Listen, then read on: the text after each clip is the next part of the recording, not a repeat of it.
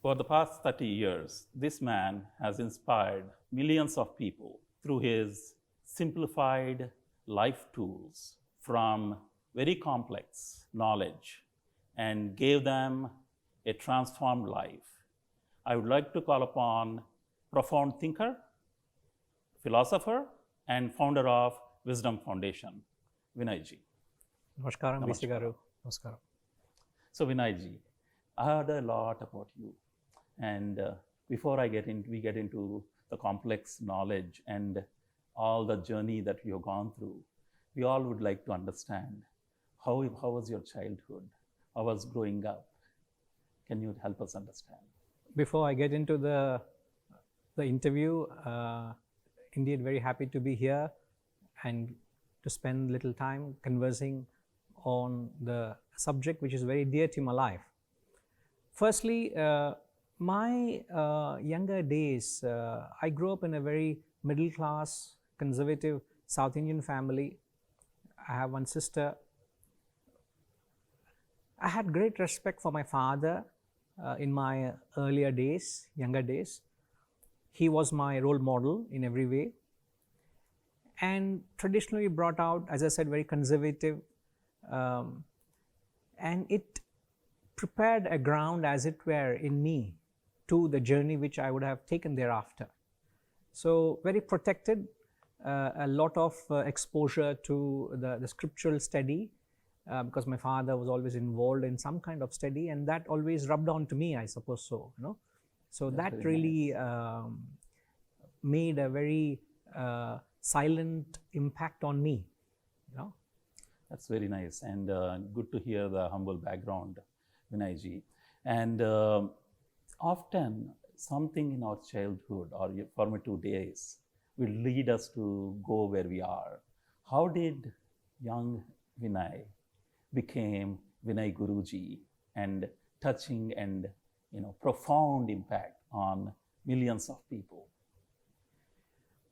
In fact, again, it's by my father. It was 1990, I suppose. I was just 16, just finished my exams. I still remember that evening, my father telling me to come along with him for a lecture.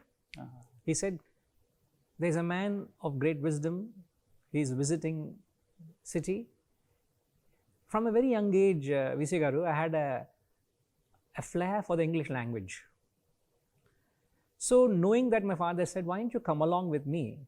Because you'll admire, he is a great orator. He's a great speaker. So I didn't know where I was going. I just tagged along with him. And as I entered the aisles of the auditorium, I saw some pictures or portraits of the work that man was doing. It just was an observation. Then I went in.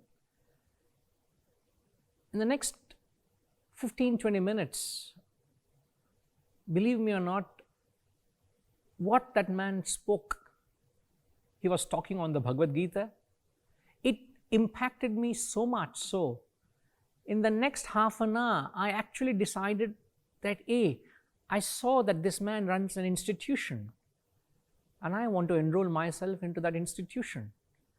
The language did not matter to me. What mattered to me was the content, the essence, the subject matter which he was teaching. And then that evening I decided I will pursue, and he became my guru, and he is still my guru, and my journey began into this inner transformation. And it's, as you said, it's over 3 decades, and I'm applying myself day in and day out to uplift myself. That's the only objective. But it is that accident, as it were, which I was not prepared for. And I'm ever so grateful to my father for having given me the choice to choose my career, which I was not certain, because there was something else charted out for me. And suddenly, out of the blue, I come and say, hey, no, I don't want to pursue that. I want to pick up philosophy and I want to study Vedanta. And at that young age, in fact, there was a lot of lack of support or cooperation from my extended family. They were saying, what are you doing to your only son, sending him off to an ashram and things like that. But what really commendable is my father gave me that, that freedom to choose what I had suddenly discovered, and that's one of the wisest things I have ever done in my life, is to choose this, because I have never looked back from that day. So I'm ever grateful to my parents, and ever thankful for giving me that opportunity. Half an hour, that's it. Half an hour. It just took half an hour. In fact, I was just trying to make up my mind. And I was so elated as I remember the drive back to my home that evening, as if I had discovered something. It was a new revelation. Wow. It was such a hidden joy. In fact, as I'm saying, I can feel goosebumps. I really feel the same experience I've had over 3 decades ago. And it means so much to me. And this life means, it is like a rebirth for me, So it's something, a fascinating journey, fascinating experience thereafter. And then thank you for sharing that. And also having wonderful parents. We know that parents always want a safe path for children, and having supporting parents and let you do what you do. And look at you now, and serving and helping millions of people. We will touch on the parenthood later in our segment, Vinayji. Yes. But thanks for going back down the memory lane. Thanks for kindling. It really means a lot. Thank you. Yes. And Vinayji, whenever I hear about you or Wisdom Foundation, it's like a synonymous to eternal wisdom. There is something called eternal wisdom. It's all over there. You speak about it. It's there in your Wisdom Foundation. Can you tell a little bit about what is eternal wisdom? See, the word Sanatana Dharma. Sanatana means eternal. Dharma means the principles of life and living. So if we put these two words, Sanatana Dharma means the eternal principles which govern one's life and living. Now, when you say the word eternal, eternal means something which has existed for a long, long, long period of time. And will exist. And will exist. In fact, they say eternity is something which existed in the past. It exists this moment, the present, and shall persist into the future. That's so nice. So the principles of Sanatana Dharma are perhaps far more relevant today than perhaps it was given at the times when it was given. Now, what are these principles? These principles, something which are applicable to people from all walk of life. It's not that it's only catering to a small section or cross-section of people. It's applicable to people, perhaps someone like the corporate world like you all are from. You could be an entrepreneur. You could be a businessman. You can be a celebrity all the time in limelight. Or you could be a teenager. You can be a housewife. Irrespective of which background you come from, whichever field of activity you're in, this knowledge has a relevance to your walk of life. Whatever you have to manage, all our lives we're constantly managing things, aren't we? We're talking about health management. There's so many schools, so many people are talking about various forms of exercises to keep yourself fit and healthy. Health management. Health management. In fact, today there's a greater awareness of the mental health. How healthy is our minds? There's a big concern of stress management. And I'm sure we're going to touch on that. I'll be happy to address that. Right. Then there is the concept of wealth management. Everybody has issues of relationships. So there's relationship management. Oh, we are going to touch on that too. Oh, do we? Okay. So there you go. See, here is a subject which touches on all these aspects of life, and it has got a solution to it. So that's very nice. And I also hear in the context of eternal wisdom, you also say manual to life. In fact, it would tantamount to saying that eternal wisdom is nothing but a handbook to life. It is, in fact, if you take this instructions, it's applicable, as I said, to all walks of life. It is perhaps a manual which deals with all facets of life, and it has got a solution to it. In short, you can say, rightly said, you can say it as a manual to life. That's so profound. So we are sitting here, and for example, somebody walking on the road, this is very much applicable to that person. Absolutely. Regardless of the background. You may be illiterate, you may be illiterate. It doesn't matter. But it gives you that know-how how to live life. It gives you the tools. Wow. And that is where your tools, when, I know that, you can conduct a lot of discourses and retreats. And I'm sure we're going to talk about it later in the last segment of this interview. So that's where you devise some tools to guide them to this manual of life thing. Sir, the whole principle of knowledge is, if it doesn't help in my life, I would question what is the use of all the knowledge. Absolutely. If a knowledge which can't be lived, if it can't be transformed, I would question the very knowing itself. So yes, this knowledge is constantly being imparted in a manner that each of them can apply in their lives, in their own lives, to deal with their own problems and challenges. And the interesting part is it has got a great relevance, it has got absolute solutions to every problem we have. And in fact, it gives you the capacity and ability not to get into problems, not to create problems.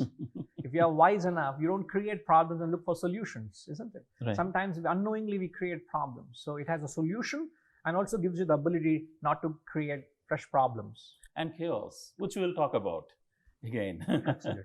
So much so that is very refreshing to hear that this has been well thought through thousands of years back? Hundreds and thousands of years ago. Wow. So we bow down to that wisdom. Wow. It's eternal wisdom. And this is like some 3000 BC or something like that? Whatever date you put it. In fact, these masters never gave it a date. Wow. They never attributed to themselves. They never arrogated to themselves. They just gave the truth. Wow. We don't even know when. And then it evolved. It evolved. Wow. In fact, I would say the wisdom has reached its pinnacle of evolution long, long ago. Wow. So there's nothing more in terms of adding to that wisdom, because they have reached that pinnacle of perfection and they're given everything that they knew. And today's life, the Gen A and Gen Zs and all we'll talk about. So you're saying that knowledge that was there is applicable today.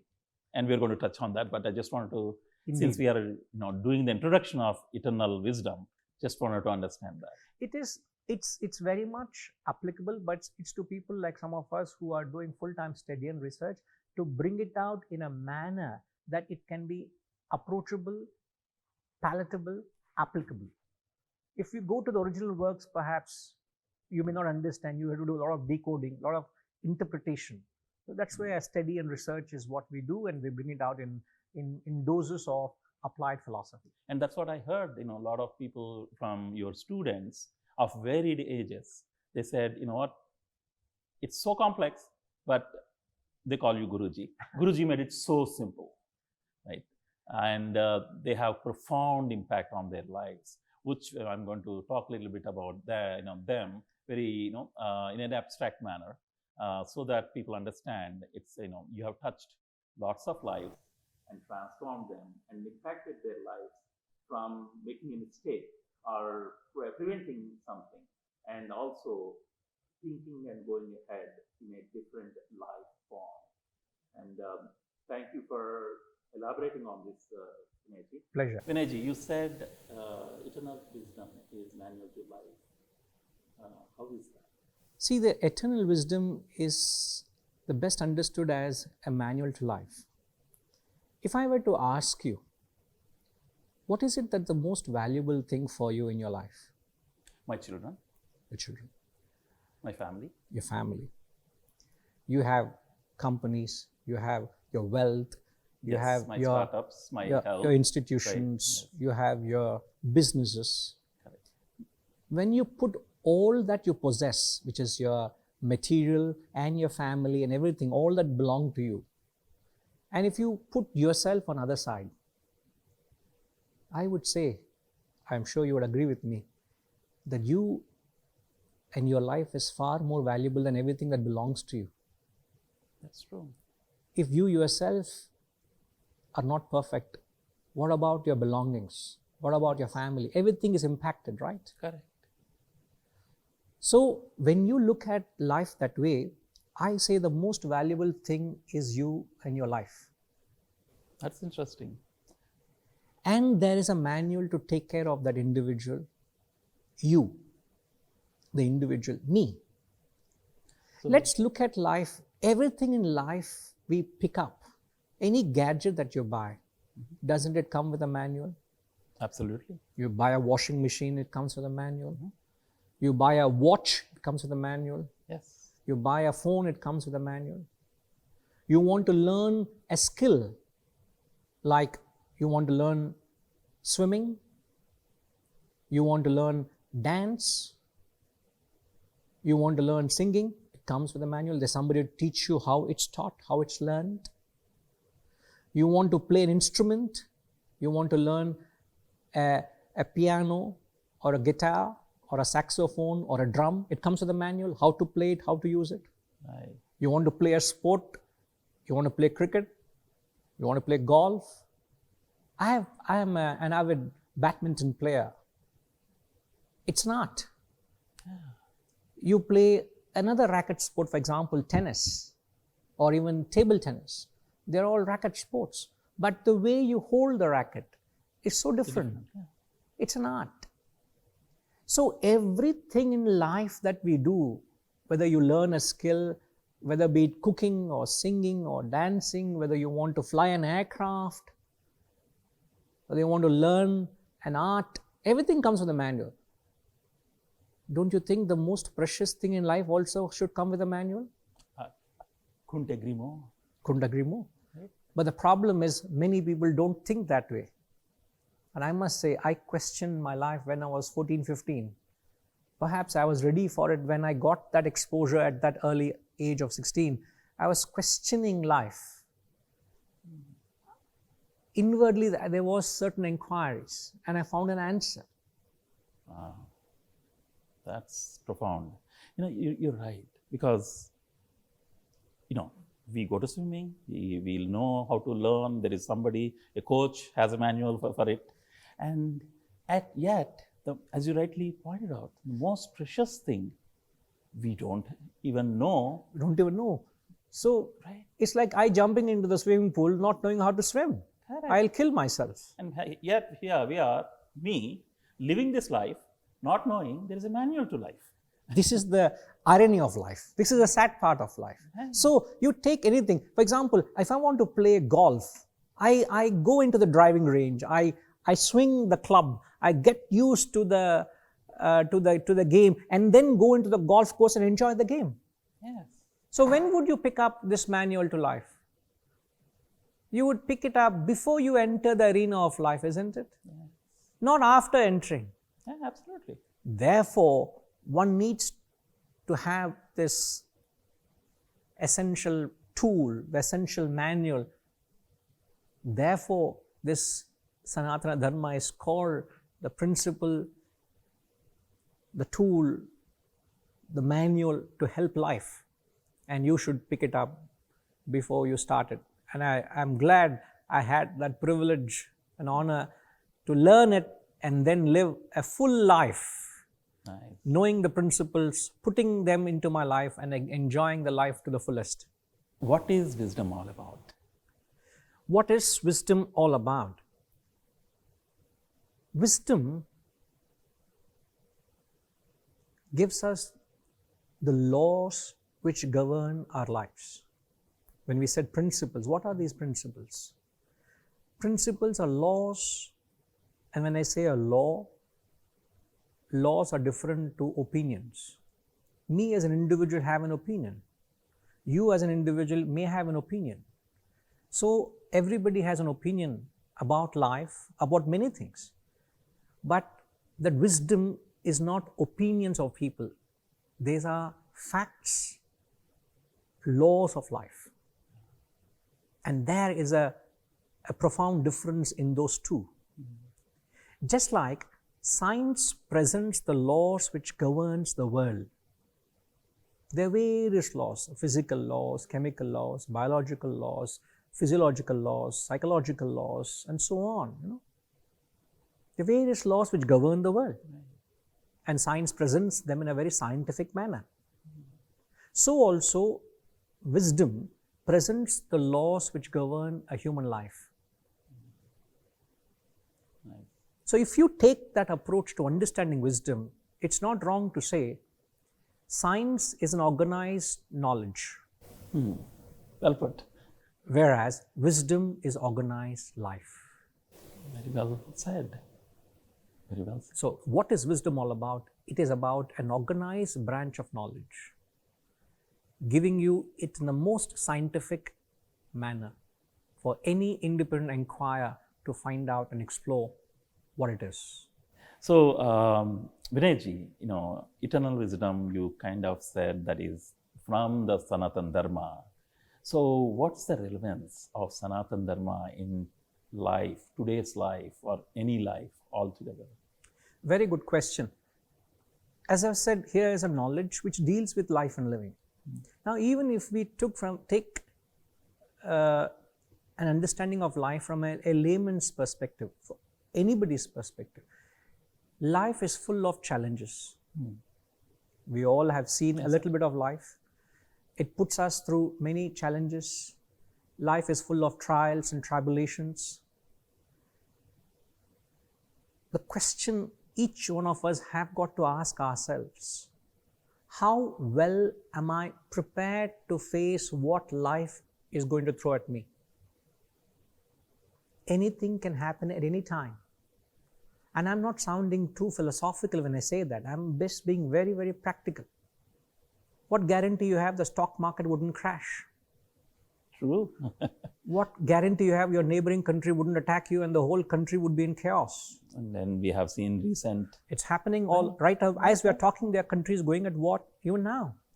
Lives are being shattered. All that they've built is just demolished in minutes. Absolutely. So life presents itself as many, many challenges in many, many ways. In fact, if you ask me, how can this wisdom help with life? I would call this wisdom in simple terms as a knowledge which prepares you to face life. Prepares you to face life. In fact, knowledge or this wisdom is a preparation to life. That's all I will say. It's a preparation to life. So basically, somebody should learn this way earlier in their life, not at my age or somebody else. But that doesn't mean that never too late. Not right. It's never too late. It's never too late. Ideally, I would learn it much earlier, but it's never to retrace your steps back and say, let me go back to the drawing board and see what I can do. Never too late. Never too late. See, in engineering, there is this very beautiful concept known as preventive maintenance. In every engineering, whether it's automobile engineering or aircraft engineering or any engineering, any equipment constantly has to go through preventive maintenance. Like even we take our car for service every 6 months, every 1 year. Why? You may say there's nothing wrong, everything's going fine, but yet you get a service call, sir, your car is due for service. I say, no, I have not driven it. Never mind, please bring it. We will check if everything is fine or not, isn't it? So let me guess where you're going with this. Do we take that maintenance for ourselves? Do I take it? I don't know. I don't think so. And you're right. Why am I not taking it? There is no awareness. I hope that's where we're getting to. Right. So there is what they call it as preventive maintenance. And if one does not do preventive maintenance, where does one end up? There's something called as a breakdown maintenance. Absolutely. Then there's a breakdown of a vehicle or a machinery, or there's a breakdown of my functionality and my life collapses, and that's when you run to people and help. It's too late. As a very famous saying, I'm reminded of the famous saying of Sant Kabir. And if you allow me, I will sing that doha, He says, Dukh mein sumiran sab kare, sukh mein kare na koi. Jo sukh mein sumiran kare, dukh kahe ko hoye, kabira, dukh kahe ko hoye. We all have heard this such beautiful melodious dohas, 2-line couplets. So I am weak in Hindi. Can you explain to I would me and the audience? Certainly. Dukh mein sumiran sab kare. Everybody thinks of higher, goes for help in times of despair or in sorrow or when they're in grief. Sukhume kare na koi. I mean, when things are going well, when I'm rocking, when everything is fine, I am not thinking of anything. I am not thinking of the Why would higher. you go for a maintenance service? You're right. Nobody does that. Nobody does that. So everybody, has that ego, as they say, with wealth and success comes arrogance. Yes. I know everything. That kind of an attitude. So you believe you are the master of everything. You believe you are everything. Life is full of challenges. The question is, how well are we to prepare? How well prepared are we to face all what life throws at us? And many a time, if you're not prepared, even the smallest of things can put you off balance. Yeah. Like this. Like this. But if you are prepared, I tell you, it can be the most greatest. In fact, in the Shastras, they say, in the Bhagavad Gita, it is said, even the greatest of loss is no loss to you. Even the greatest of gain is no gain, because you're so well rooted. You're so well grounded. Like, when there's huge trees, they're so well deeply rooted to the ground that even the huge winds they pass, they don't uproot. So if I am deeply rooted in myself, in my own wisdom, I'm so well grounded that nothing rocks. Nothing disturbs me. I'm very well, head is very well clear. There's no clarity of thought is lost. I'm able to handle life. So we were talking that wisdom is perhaps best understood as a preparation to life. And if you don't do that, you will have breakdown maintenance. Otherwise, if you are smart, you will go through preventive maintenance. I have a few examples to just bring the concept to the forefront. In shipping, when these ships, huge ships, whether it be the container ships, the cargo, all these passenger ships, the cruise liners, they go in deep into the ocean and they go for months on end. And then they are exposed to the sheer onslaught of the waves, and the salt of the seawater corrodes the metal. Right. And there is a lot of wear and tear. So every ship periodically comes to the dockyard, as they call dry docking. They come to the service yard to go through a repair, if required, an overhaul, so that it becomes seaworthy. So I call that exercise of dry docking. Right. Is to get away into a spiritual sanctuary, to withdraw into yourself, where you repair yourself. You go through an inner service so that you go back into the world again to face the onslaughts. Very well said. One is the dry docking. A second example, it hits so hard, is we all get ourselves insured, isn't it? The moment you buy a car, you insure your car. You buy a house, you insure your house. Everything you get insured. Now you buy jewelry, you insure your jewelry. You buy a costume, people are insuring the costume. If I have got a voice, they insure their voice. Celebrities or singers, Yeah. If I have a nose, they'll insure their nose. I don't know to what extent people go to. But why do you insure? You insure so that in case there's a trouble. When everything is going fine, you insure. When you buy a new car, you insure. Would you ever want to use that insurance? Ideally not. Don't want to. Correct. An insurance claim is there, but you wouldn't want to use it. You should be foolish to use an insurance claim. There's something wrong with you. Correct. Something terribly wrong has happened, isn't it? Similarly, you need to have this wisdom. When something, if at all, happens, you're protected. Correct. So this wisdom is like an insurance. The question I ask you, VC, have you insured your peace of mind? There is no such insurance policy existing. There is. I'm giving you right now. I'm giving you right now. Till now, I did not know. You do not know. So wisdom is that insurance to your peace of mind. It prepares you when things go wrong, and anytime anything can go wrong, you're well protected. Wow. The third example. I never thought insurance you will bring up in this discussion. That's an interesting thing. See, this is where, as I've said in the earlier points, I said that we spend hours and hours, for years we are doing it to understand this knowledge, to bring it to a lay person so that they can connect to this knowledge. If I just were to quote the scriptures and not bring it down to a palatable level, it will not going to strike a chord with you. Correct. So, the one example we took of dry docking, the second is of insurance. The third I would take is an airbag. What's the use of an airbag? All that we see in any car, you say on a dashboard or wherever you find SRS airbag, you see a logo or an imprint. But that airbag can save precious lives. Absolutely. When you least expect an accident or some incident that can cause fatality, it is that fraction of a second that airbag protects you. So I would say wisdom is an airbag. Wow. It is always there in the backyard, in the backdrop rather. It's there, but when you need it most, it comes and protects you. You don't even feel it. Oh, I never thought you would bring the airbag either. It's like insurance never thought, airbag never thought. And dry docking. Dry docking. Yeah. So these are some of the beautiful ways we can understand what is wisdom. Wisdom is nothing but, as I said, a preparation to life. And we all need to do preventive maintenance. And if we don't do it, we all have some time breakdown maintenance. Wow. So why is it so important for everyone, all of it, to understand and know wisdom to its fullest length?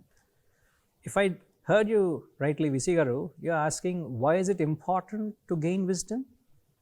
Well, it sounds dumb, but yes. I'm sorry, I didn't mean that. So I would like to answer that question by asking you a question. It's like asking, is oxygen important for your survival or for our survival? It's a rhetorical question. You're right. It's stupid to say that. In fact, I wouldn't say even important because oxygen is essential. Absolutely. Life cannot go on without it. So the biggest problem, people are paying the price of not picking up this tool, essential tool of life, is ignorance. Wow. People don't know about it. In fact, I would say there are two primary problems, which is the reason humanity is paying a big price. The first is ignorance. As they say, ignorance is bliss. I could be right now sitting here. In fact, I just came to know yesterday late evening that one of my very close acquaintance passed away with cancer. Oh, sorry to hear that. Now, and the irony of it is that man did not know he had cancer. Oh. And it came to such a point that he lost his life in a very short span. By the time he knew it, it was all last stages and it took its life. Now, can I assure myself that I am healthy? How can I assure myself that I don't have any disease in me? But I am sitting and talking and enjoying this lovely conversation with you because I'm ignorant, if at all there is any. I hope not. But if there is and I'm ignorant of it, ignorance is bliss. In a way. In a way, that's why I say caption ignorance is bliss. Right. Now, above ignorance, the second problem is we are arrogant. We have an air of arrogance. We say, I know what life is. Yeah. Everybody out there, and I'm not here to challenge anybody. I'm a humble student of this wisdom. I want to make myself a better person. That's all my job is. And in that process, if I can uplift myself and help others and uplift them, I think I've done my purpose. But if people out there think I know it all, I think people are paying a big, big price. That's where the ignorance is not bliss. Yeah, it's going to really hit you. Right. So it is ignorance and arrogance. These two come as a real formidable forces you must deal with. And put that aside and say, I need to learn, I need to bow down to this wisdom. Because here is a knowledge which helps me to deal with my life and living. And if I am not having this, it is evident in the issues we have in our relationship with the world. All people have some issue or other in their relationship with the world. And that itself is an evidence that you lack wisdom. I lack wisdom. Wow. So therefore, it's important. I would say rather, it's essential, not just important, that we all consciously imbibe and instill this wisdom in our lives. When we talk about relationships, right, it's all about people around us, people we love, the friends, the family.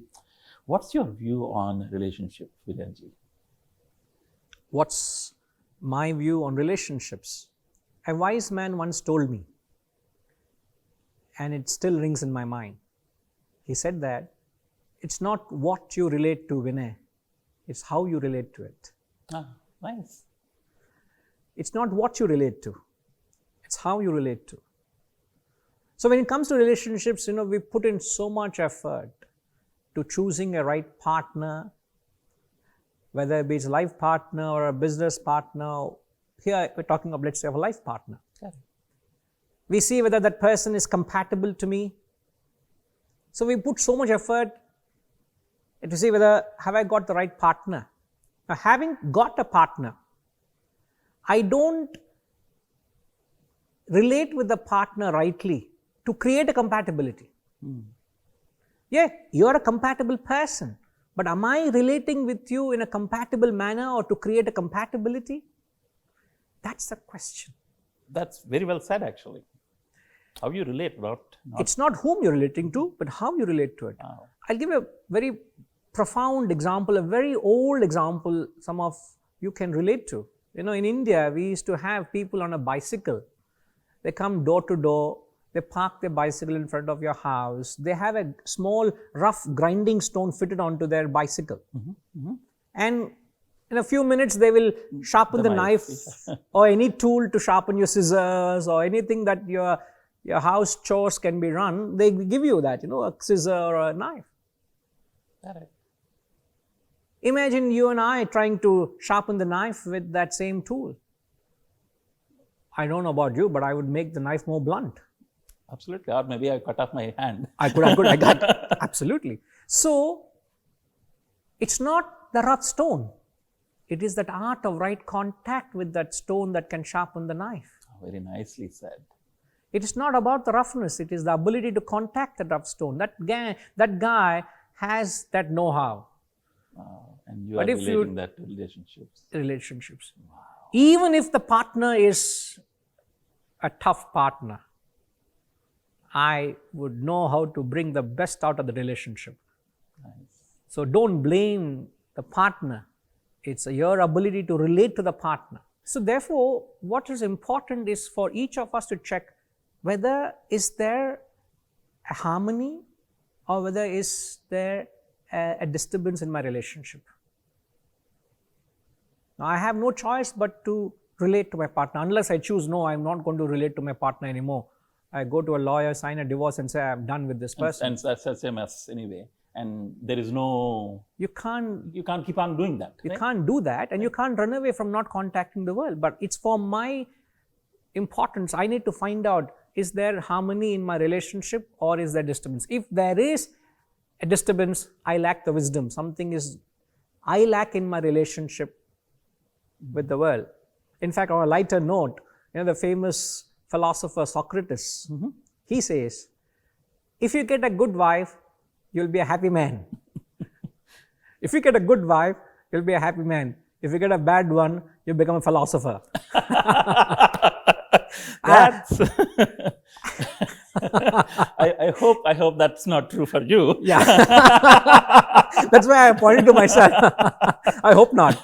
But he had that very witty nature in what he meant there. So it's not the wife, it's how you relate to your wife. It's not the world, how you relate to the world. That's important.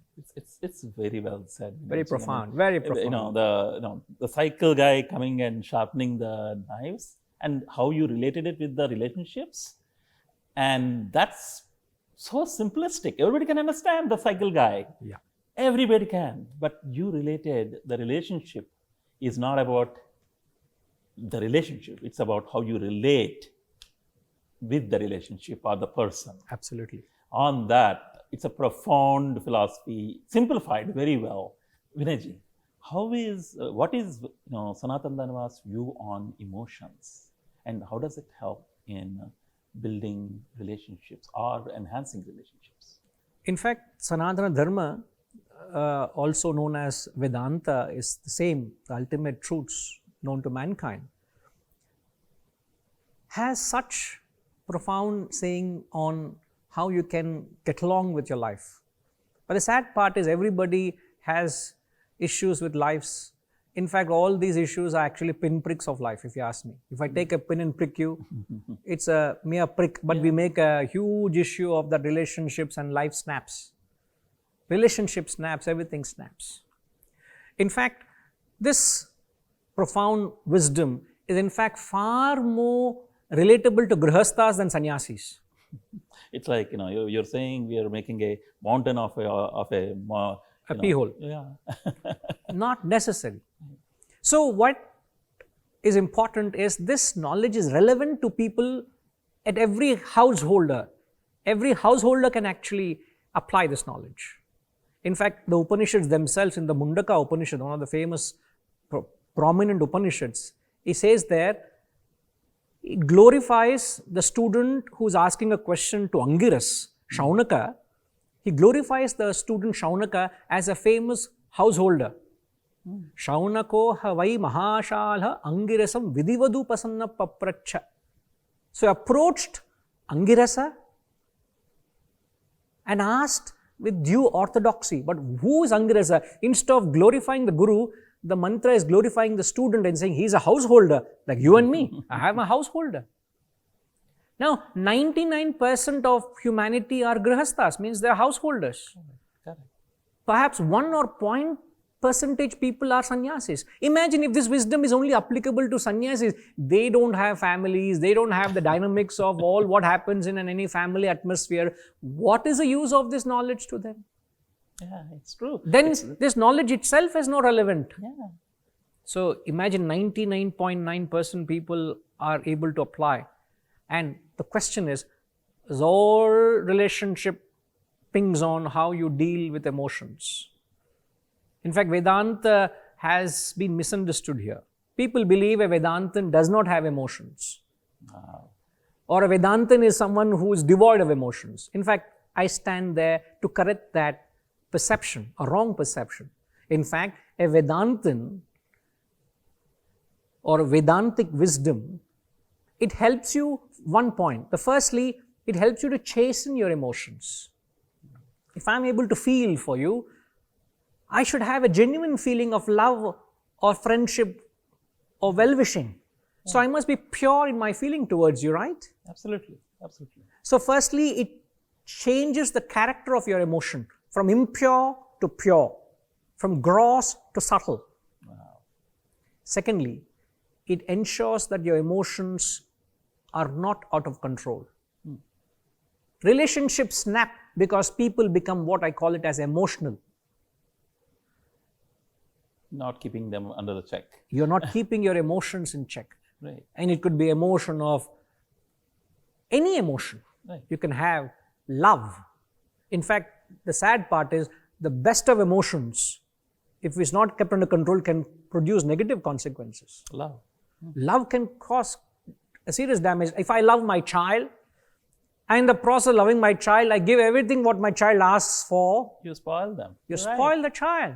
Absolutely. At times, I may have to tell my child no, just because if I can afford it, I can give everything the child asks for. The child doesn't know what is the value of it. Absolutely. Now, would you want to bring up your child that way? Nah. No parent doesn't want. No parent wants it. But if you don't have that intellectual wisdom, if you don't have that Vedantic wisdom to be able to handle, harness your emotions, you become emotional. And relationships suffer because you're not able to handle your emotions, because they don't have an intellect. Correct. And the wisdom helps you to give that intellect. Therefore, the wisdom is something which helps you to handle your emotions. It helps you to govern your emotions. It helps you to lift the emotions. That's true. Very true. And it's applicable to people from all walks of life. Vinayji, what seems to be the problem with current marriages? I mean, there are so much divorce rate is high. We see here, even some friends and others, there is, always sadness or unhappiness. What's your view on that? I think there's a very simple answer to a very complex problem. And I don't want to sound very sarcastic when I say that. The problem is, or I would say the whole thing pins down to, what is your relationship? How are you relating to your partner? Back to the same. It's back to the same. As I said, it's not what you relate to, how you relate to. So going to that element of how you relate to your partner. Right. Now, am I establishing a selfish relationship, or am I establishing an unselfish relationship in that relationship? Am I having a selfish attitude or unselfish attitude? Very well said. Am I a giver in this relationship, or am I a taker in this relationship? Any person who is a taker is not wanted anywhere in society. Very well put. It could be in friendship, it could be in relationship, it could be in business, it could be parent-child. A parent will provide for the child as long as the child is not independent. The moment the child is independent, if I go back and ask my father something, he say, you are grown up, you can take care of your life. And he is very right to say so. He may provide for me as an obligation, but a point comes and says, you come down to the point, man, why are you constant taking? Yeah. And if you look around in nature, everything in nature is giving. Yes. And we as a human alone are takers. We consume oxygen. We are taking oxygen. The plant doesn't put any condition. The earth is giving vegetation. Is it putting any condition? No. The clouds give rain, no condition. The sun shines, gives vitality, no condition. So as long as there is that attitude of a taker in a relationship suffers. The moment I'm a giver, the relationship thrives. So am I carrying the spirit of duty? Moment I say duty, what is my duty towards my spouse? Rather than saying, it is my right. The moment the concept of right comes in, it spoils it all. And this is the fundamental reason relationships don't last. Relationship snaps. If even one partner is operating in the spirit of giving, I think you can salvage it. But if both are takers, both are saying it's my right, no, it's my right. It's like a bullfight. And that relationship gets very bitter very soon. But you said if one partner gives, but if the other partner takes, is that also a good relationship, healthy relationship? You need a receiver to give. So a giver will never complain of receivers. Correct. If you're complaining, then I'm not a giver. Correct. But then the beauty is a true giver will transform the recipient. To be a giver. He or she transforms to become a giver because they are benefited by the benevolence of the other. They are transformed. So goodness will always pay off. Yeah. So it's always good to have that spirit of giving or concern to the other. All the time I and my, and that snaps relationships. So that's the fundamental reason why relationships are not lasting, or if at all they are, is constant bickering and complaining and chaotic. Because there is no one single giver. There is not a giver in the relationship. So if I can have that attitude or spirit of giving, what is my duty? If all I can say, what can I do to my wife? You don't have to pamper them. You don't have to go out of the way to do anything extraordinary. Just the attitude. Can I be? Yeah. That's that spirit of attitude. When I go back home from work, my wife has happily prepared a meal for to my palate. If she says, no, it's not my duty, I don't care what you do, then I can't, no. Correct. So then there's all constant drift. So as long as that spirit exists, I think you can salvage, if there is a relationship that's rocking. But if you bring in this attitude, I think you would do wonderfully well. You can live eternally in love because there's that pure feeling. And this is what Vedanta does. It helps you. This is what Sanatana Dharma does. It helps you in your day-to-day life. So you can bring that eternal wisdom right into your home and transform your little abode. So, on the note, I mean, it was very well said when you were saying a giver and, think about other person. It comes out of love. So, how is love, I'm asking this question, and even though it's, so how is love distorted and how can Sanatana Dharma help in this matter? When we talk of love, the emotion is such a noble, such a pure emotion, isn't it? Yes. In fact, when we say you love another person, such a love is unconditional. Yes. It doesn't come with prefixes and suffixes. There's no frills attached. Then it's not love. If there is any prefixes, suffixes, if there are any strings attached, if it is conditional, sadly it's not love. But just let's examine what people colloquially use, I love you, you love me. And this is floating for generations. Right from the time two partners meet each other, the younger generation, they go and date and they acquaint with each other before they even tie the nuptial to where you become a husband and wife.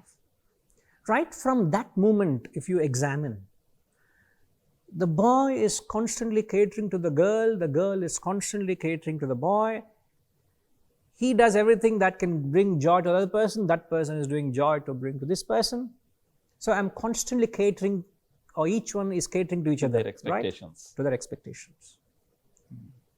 There will come a time where I'll not be able to satisfy, I'll not be able to cater to you in some way or the other. It's natural, isn't it? Yeah.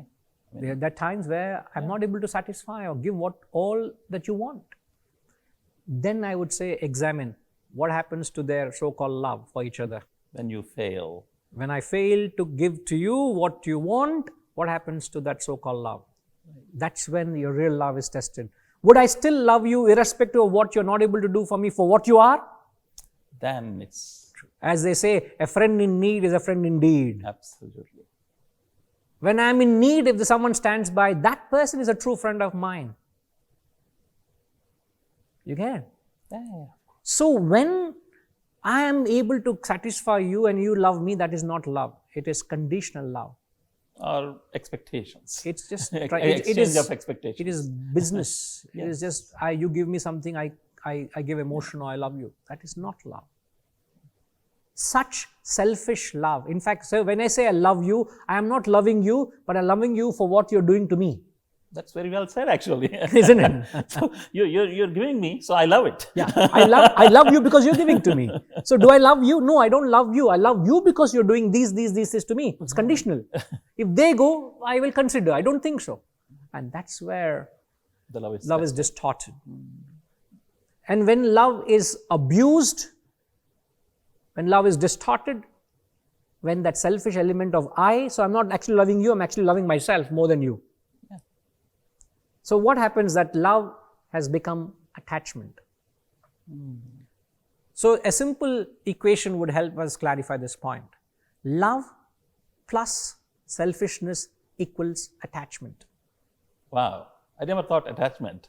No, that's... Attachment is selfish love. Right. So love plus selfishness equals attachment. Attachment, remove that element of selfishness in the so-called attachment, I can bring back love. And trust. And trust.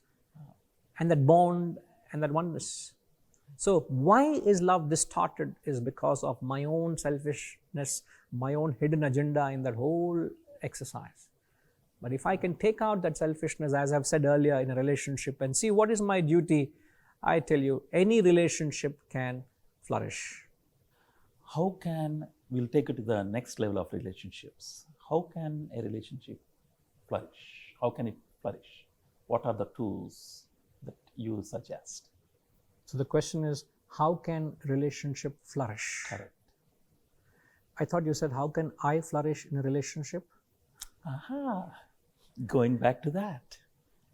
That's why I paused. I said, what did you say? Right. A relationship can never flourish as long as I say, how can I flourish in a relationship? A relationship can flourish only when I can think, how can we flourish in a relationship? If I can bring about that paradigm shift in my thought and say, it's not about me, it's about me and my partner. There are bound to be imperfections, there are bound to be shortcomings. Sometimes it could be very glaring, hitting on your face, and you may not like it. As the famous great thinker Alexander Pope, he said, to err is human, but to forgive is divine. Wow. Very famous saying. To err is human. It is human that we will all have flaws. We have flaws, we fault, we will make mistakes, sometimes intentionally, sometimes unknowingly. Right. But it is one of the most dearest, most divine human qualities to forgive another person. Yes. So if you are able to embellish your personality with that quality of forgiving someone whom you claim to love, in that way, that relationship will genuinely flourish. You don't have to bicker, you don't have to complain, you don't have to quarrel, you don't have to blow out of proportion. That's what we tend to do. Just learn to forgive. It will go a long, long way in restoring or embellishing that relationship. It's a beautiful quality, forgiveness. Forgiveness is divine. It's divine. To err is human. To forgive is divine. Thanks to great Alexander Pope from the 18th century. Vinayji, why should one forgive? Because there is a reason why we are angry with somebody or we hate somebody. Hate is a big word, but there is a reason, right? Why should one forgive? As I said, forgiveness is a very beautiful emotion. So why should you forgive another person is in fact not for the other person's sake. You must forgive another person for the reason that if I don't forgive, I am putting myself through the pain and agony and bickering and complaining and the bitterness I hold for the other. You're burdened. It is a burden on me. My mind is a slave of all those negative emotions. Who is suffering? That person could have said something and long gone. Now I am refreshing it. Is like that software update. Every time there is a software update, I do, an app gets updated. I am all the time refreshing those emotions. I am all the time refreshing those moments and continue to keep finding a reason that I should hate you, I should curse you, I should do something that I could return or retaliate to you. So forgiveness is not for the other. Forgiveness is to liberate yourself from the constant onslaught of resentment that punishes you from within. So you're saying forgive to stop brooding on negativity. For your own well-being. Well-being. So first you liberate yourself and then perhaps it benefits even the sinner. Somebody has done some sin, some wrong. Right. Never mind. You know the great words of Jesus Christ while he was being nailed on the cross. Father, forgive them. They know not what they do. By his very profound, very kind words. And, lasting so words. He had that wisdom, that maturity to say, I see the childishness in you. They don't know what they're doing. Maaf kar diya. Forgive them. There's a very famous philosopher, Swami Ramatirtha. In a very short way, he says, he talked of a Swami who lived all his life on this maxim. And the maxim was, he said, he gave, he forgave. Ah, nice. All his life he only did that. He kept giving and forgiving. Kept forgiving. What an attribute, what a quality, isn't it? Yeah, very noble. What must be that maturity or what must be the stature of such a man of wisdom? On similar lines, Mahatma Gandhi says, forgiveness is not an attribute of the weak. Forgiveness is a quality of the strong. Yes, very well said. It is not of the weak. If you are weak-minded, you can't forgive.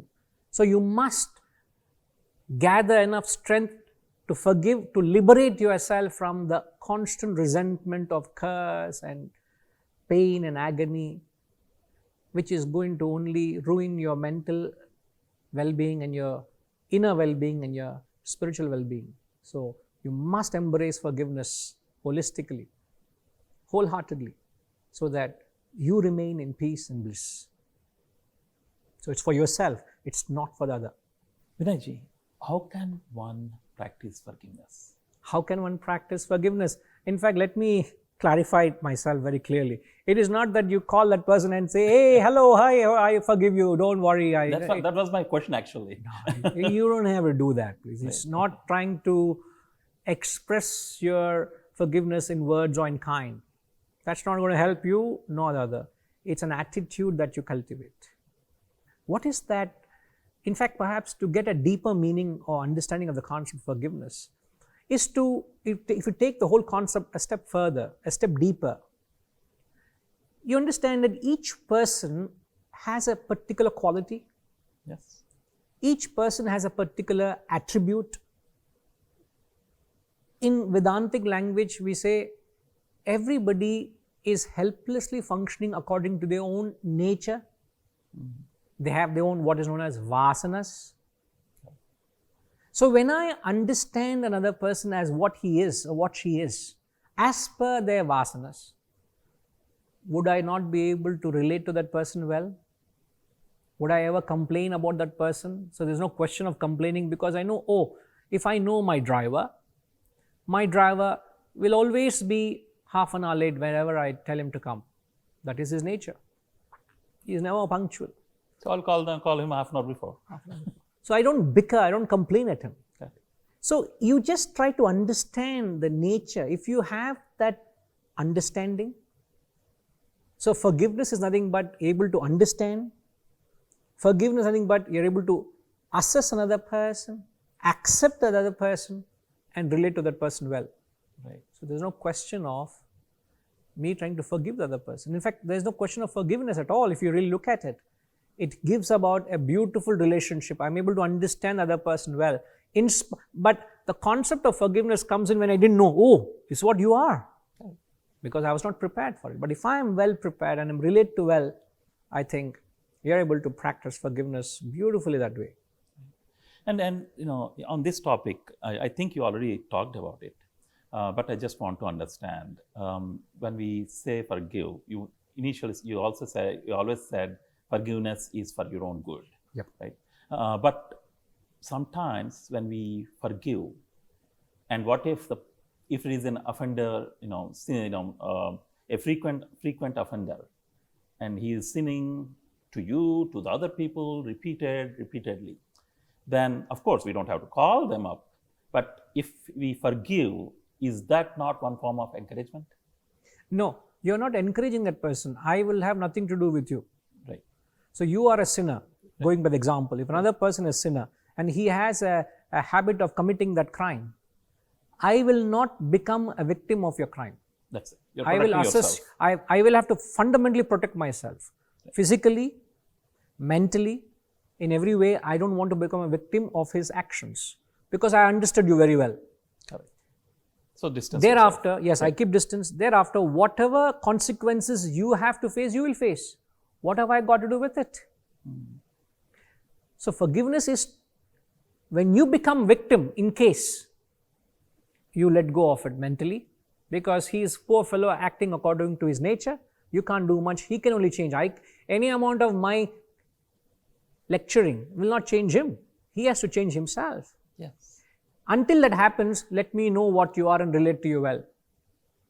That perhaps will give you a holistic perspective as to what exactly is forgiveness. It's not trying to continue to forgive others, but to relate to them well, understanding what they are. That way, it restores your peace, it restores your happiness, and your peace of mind.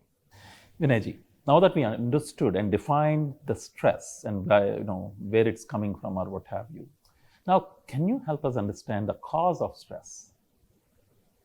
As I've said, stress is mental agitation within. Correct. And it's arising because of my wrong relationship with the world, right? Now, what is that wrong relationship? What is the cause of it? See, what's happening is, from early childhood, we all have developed what is known as likes and dislikes. Right. We all are very fussy with what we want, isn't it? Correct. We are very picky and choosy. So we operate on a very strict bundle of likes and dislikes. So when I go out into the world, I expect the world to fulfill and satisfy my frame of likes and dislikes. Mm-hmm. So I want the world to fit into my frame. Rather than the other way around. Than the other way around. Right. I can't say, our world has to dance to my tunes. One of the biggest asset of the animal kingdom is they learn to adapt to change. They adapt and readapt. Thanks to us, we are creating a chaos in this ecosystem. Making others to adapt. But they don't complain. Birds migrate thousands of miles. Animals migrate hundreds of kilometers just to get their basic food and water. All human doing. All are doing, sadly so. But they don't complain. They learn to adapt with change. So what we are saying is, if I go out into the world expecting the world to fit into my frame, it's not going to work. So you should not operate on the whims and fancies of your mind. Rather, you should operate with reason.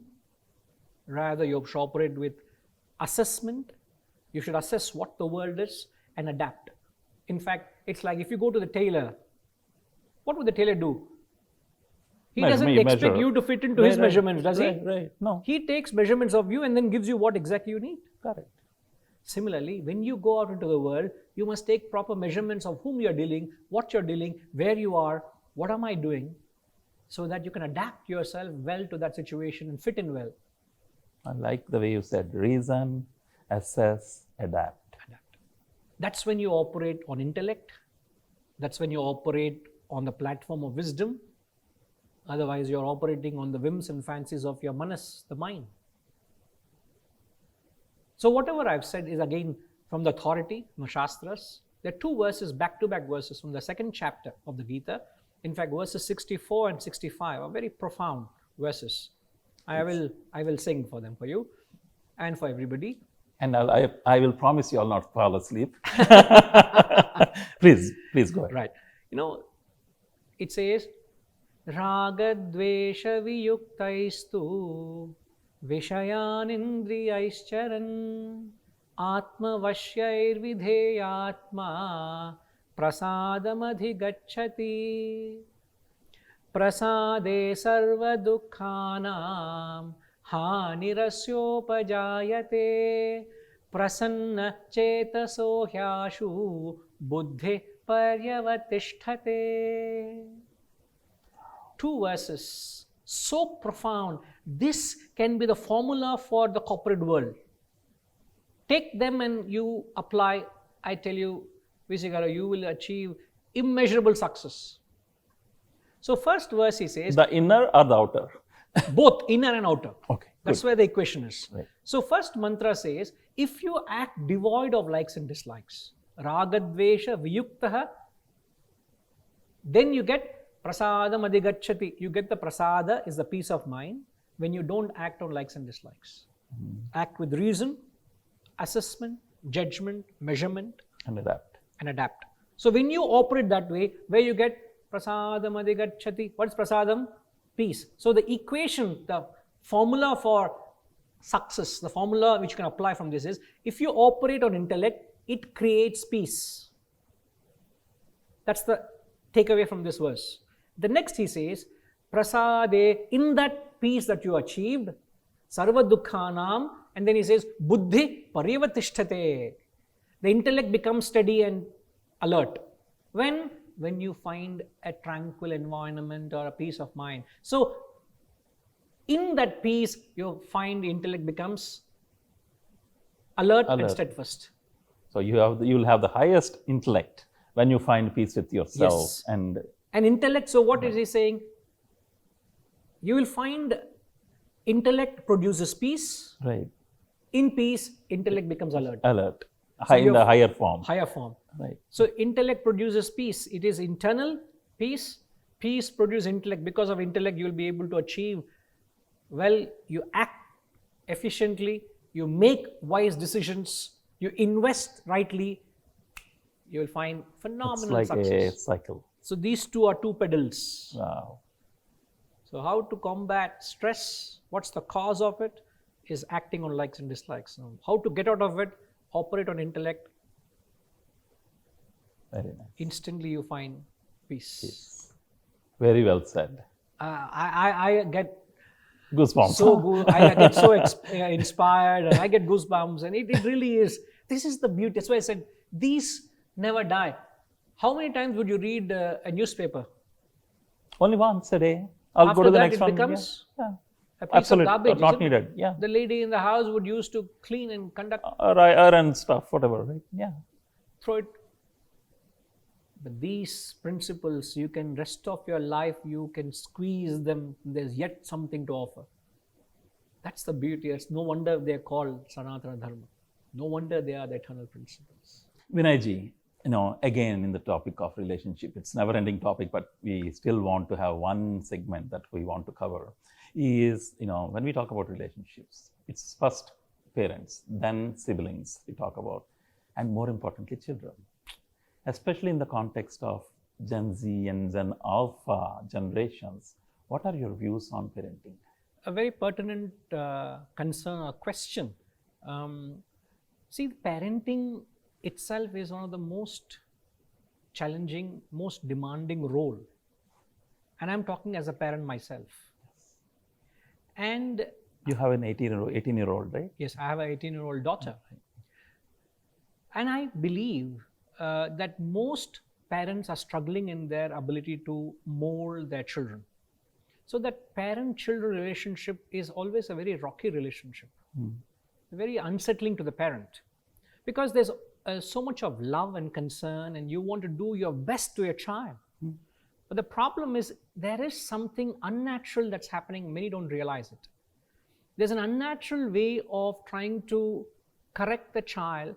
There is a lot of anxiety, there's a lot of concern, in fact, perhaps an over concern to their well-being.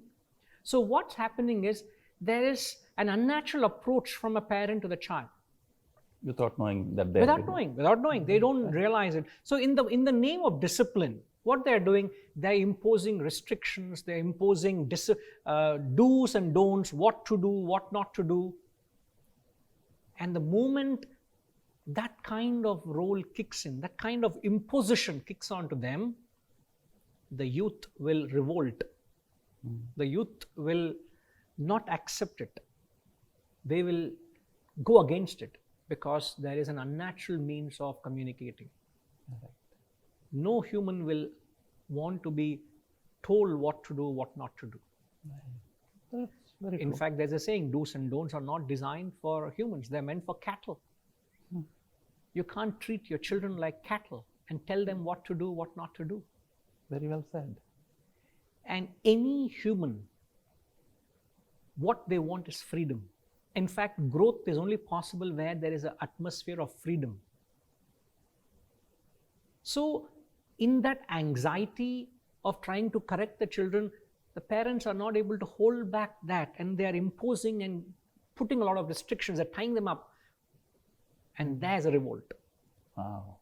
But rather, if the parents can give them a certain space, let them learn from mistakes. Be vigilant.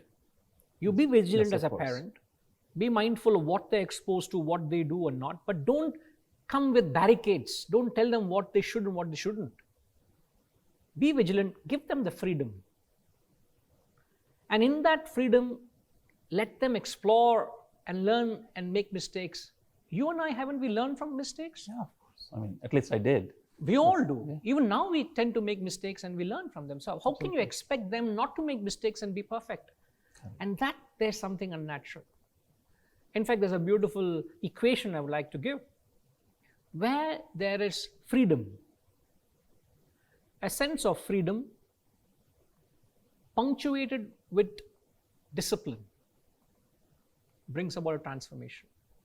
Very well said. A freedom punctuated with discipline brings about transformation.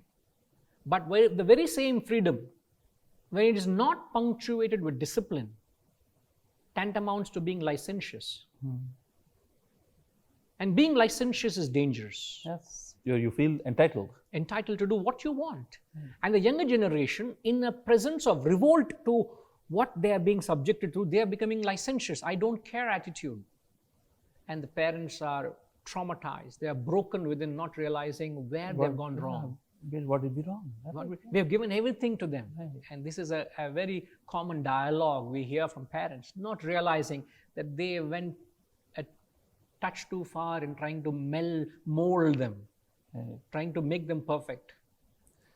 So, Vinayji, remember you said about relationships. You said it's not about relationship, it's about how you relate to the other person. Yes. Do you also feel this same thing is applicable here? Absolutely. Right. As I said, if I relate to my child well, if I give them the space, I Right. love you. Right. I love you for the mistakes and shortcomings. I need to give you the space to grow. Right.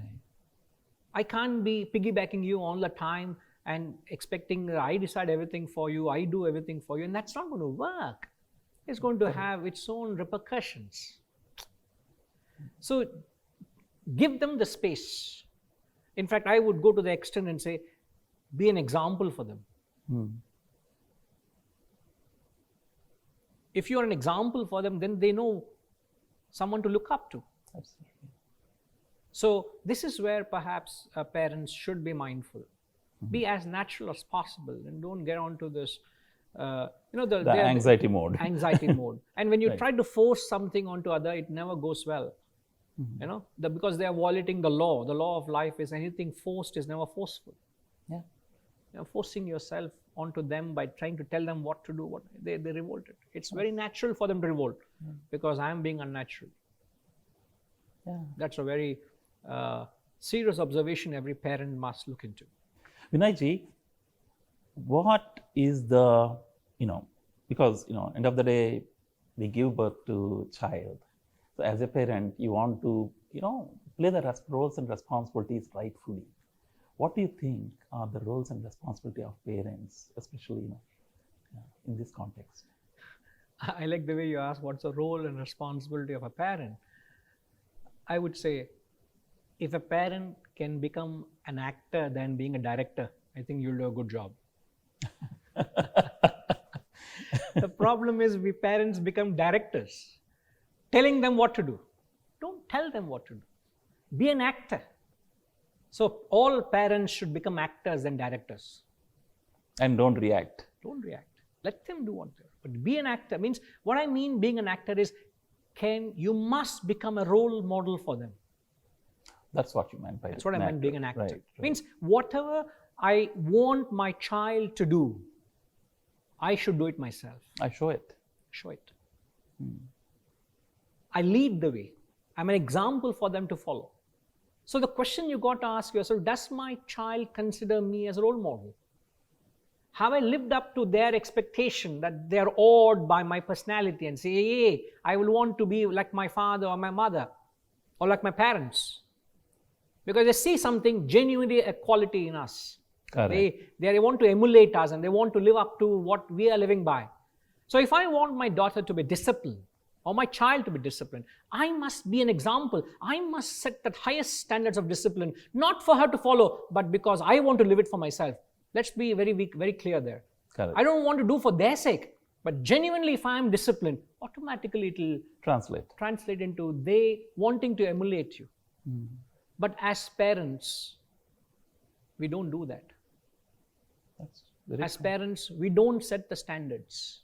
In fact, we make two mistakes. There's a double mistake as parents, and that's the reason parenting doesn't work that effectively.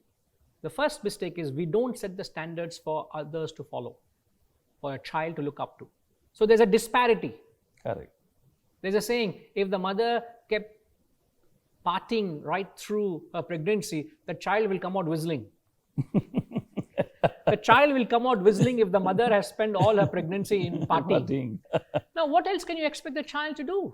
If I have lived that kind of a life, am I an example for the child? Yeah. If I tell my child to get to bed early and every day I keep watching late movies, I go to parties, if I lead that kind of a life and I tell them to sleep, get to bed early, get to rise early. So you're going to confuse them because you have a different rule for yourself and a different rule for them. So you're not an example. So they have lost respect because you're not following what you're advocating. So what we do is, first mistake is you don't live the values. Secondly, we lecture to them too much. Two mistakes.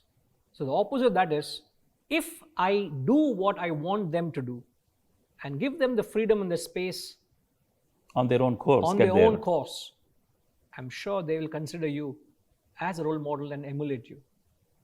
Very well. And this double mistake, it's a double fault in life, especially in parenting. And you play a double fault, you lost that point. So most parents lose. And all this I'm saying actually is from the very famous verse from the Bhagavad Gita. And if allow me, I will chant that verse.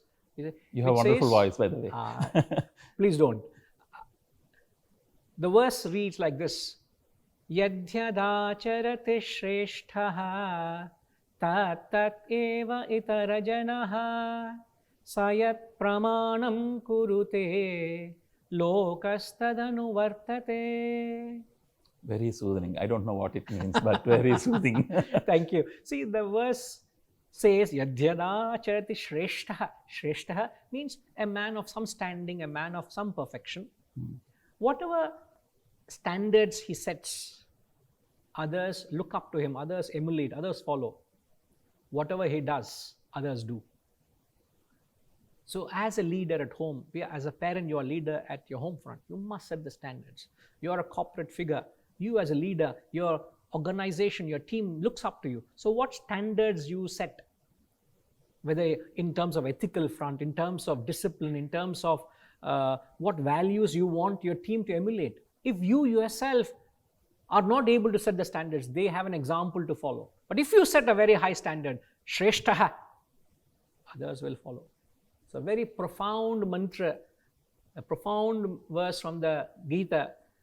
If can be brought down to how, as a parent, if I were to do that, that's the only role I can play, is to be an actor, not a director. I tell them that it's not what you do when you're on the spotlight, because you'll be in the best of your behavior. Perfect. The most important thing one should ask yourself, including I ask myself too every day, what am I doing when nobody's watching me? It's true. So that reminded me of what you said. Very true. Those are the moments where people will take note of you. Right. That's your real personality, not when you're in limelight. Right. Very well said. Very well said. But to the point, I going back to the kids, and parenting. So very well thought through, wisdom, which was very simplified, as you always have been during the session. And any other thoughts you have before I have a few other questions on this topic? I'll again reiterate the point that the only way you can touch another person is by being an example, then constantly pounding the other person with something which is unnatural. So the most natural way is lead the way. Be an example, and that may take time, but there is no better way of communicating is by being an example. And we have the authority of the scriptures to enunciate or substantiate what I've enunciated. Nothing more profound than that, I believe. Vinayji, I know you kind of said, relate, don't be anxious. But I still want to ask this question, even though it's kind of answered, but I just want to ask this question because no matter how much, I'm a parent and I have two kids, right? 17 and 13. And, no matter how much we tell, don't discipline, we end up disciplining. How do you discipline a child? And I know I kind of touched on it, say, don't discipline. But I'm still asking that question because, most of the parents still go back to the discipline mode. Fair enough. No, it's a very valid question. See, the point is, from a parent's perspective, we can even do a self-introspection and we can evaluate ourselves there. See, as a parent, there is a tremendous attachment to the child. Of all that we have in our lives, perhaps it's the most precious thing to us. Unconditional, but very valuable to us. Okay. So the degree of attachment also is extremely high. And sees the anxiousness. Comes with that anxiousness. Okay. For example, if you buy a brand new car, luxury car, you've brought it. And if somebody scratches your car, I feel pretty, you feel that agony, you feel infuriated, you feel the pain because you're extremely attached. It's so dear to you. If somebody scratches your car or your belonging, something this happens, you feel that way. If something is going wrong with your child, what would be the degree of pain? You'll go nuts. You go nuts. Right. So there is an extreme attachment. There's a paranoia you go into, especially with their children and well-being. So how can you mold your child? What can salvage that attachment? Is perhaps to cultivate a bit of attitude of detachment. Detachment doesn't mean you sign off and say you get rid of it. No. Don't get me wrong, please.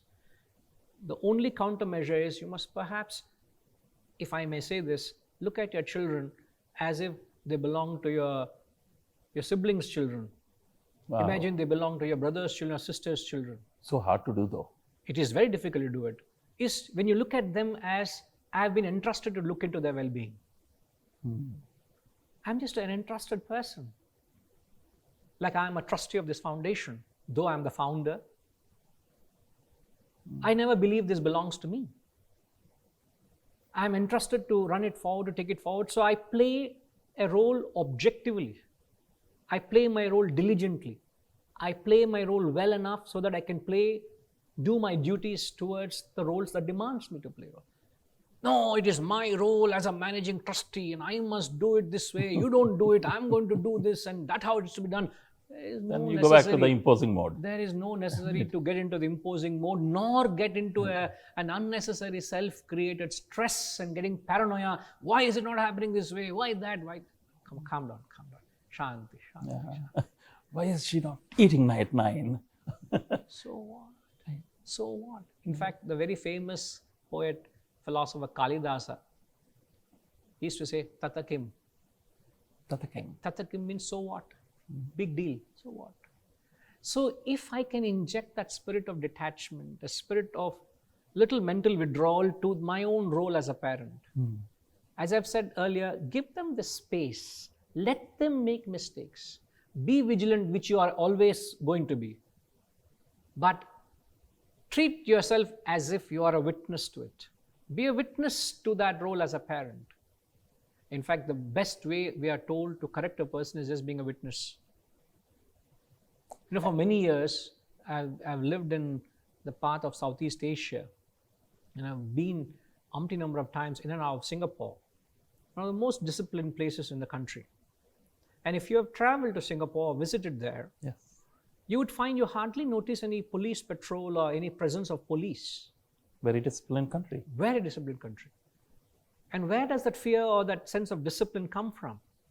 Is because they know they are being watched at all times. The country is full of cameras and you're being noticed at all times. And anything that I do, I am going to be caught. Even if a few moments I go over speed, I know there will be a speed trap camera somewhere, I'll be caught and I'll have to pay the fine. So people are mindful because the moment you're being watched, they become alert.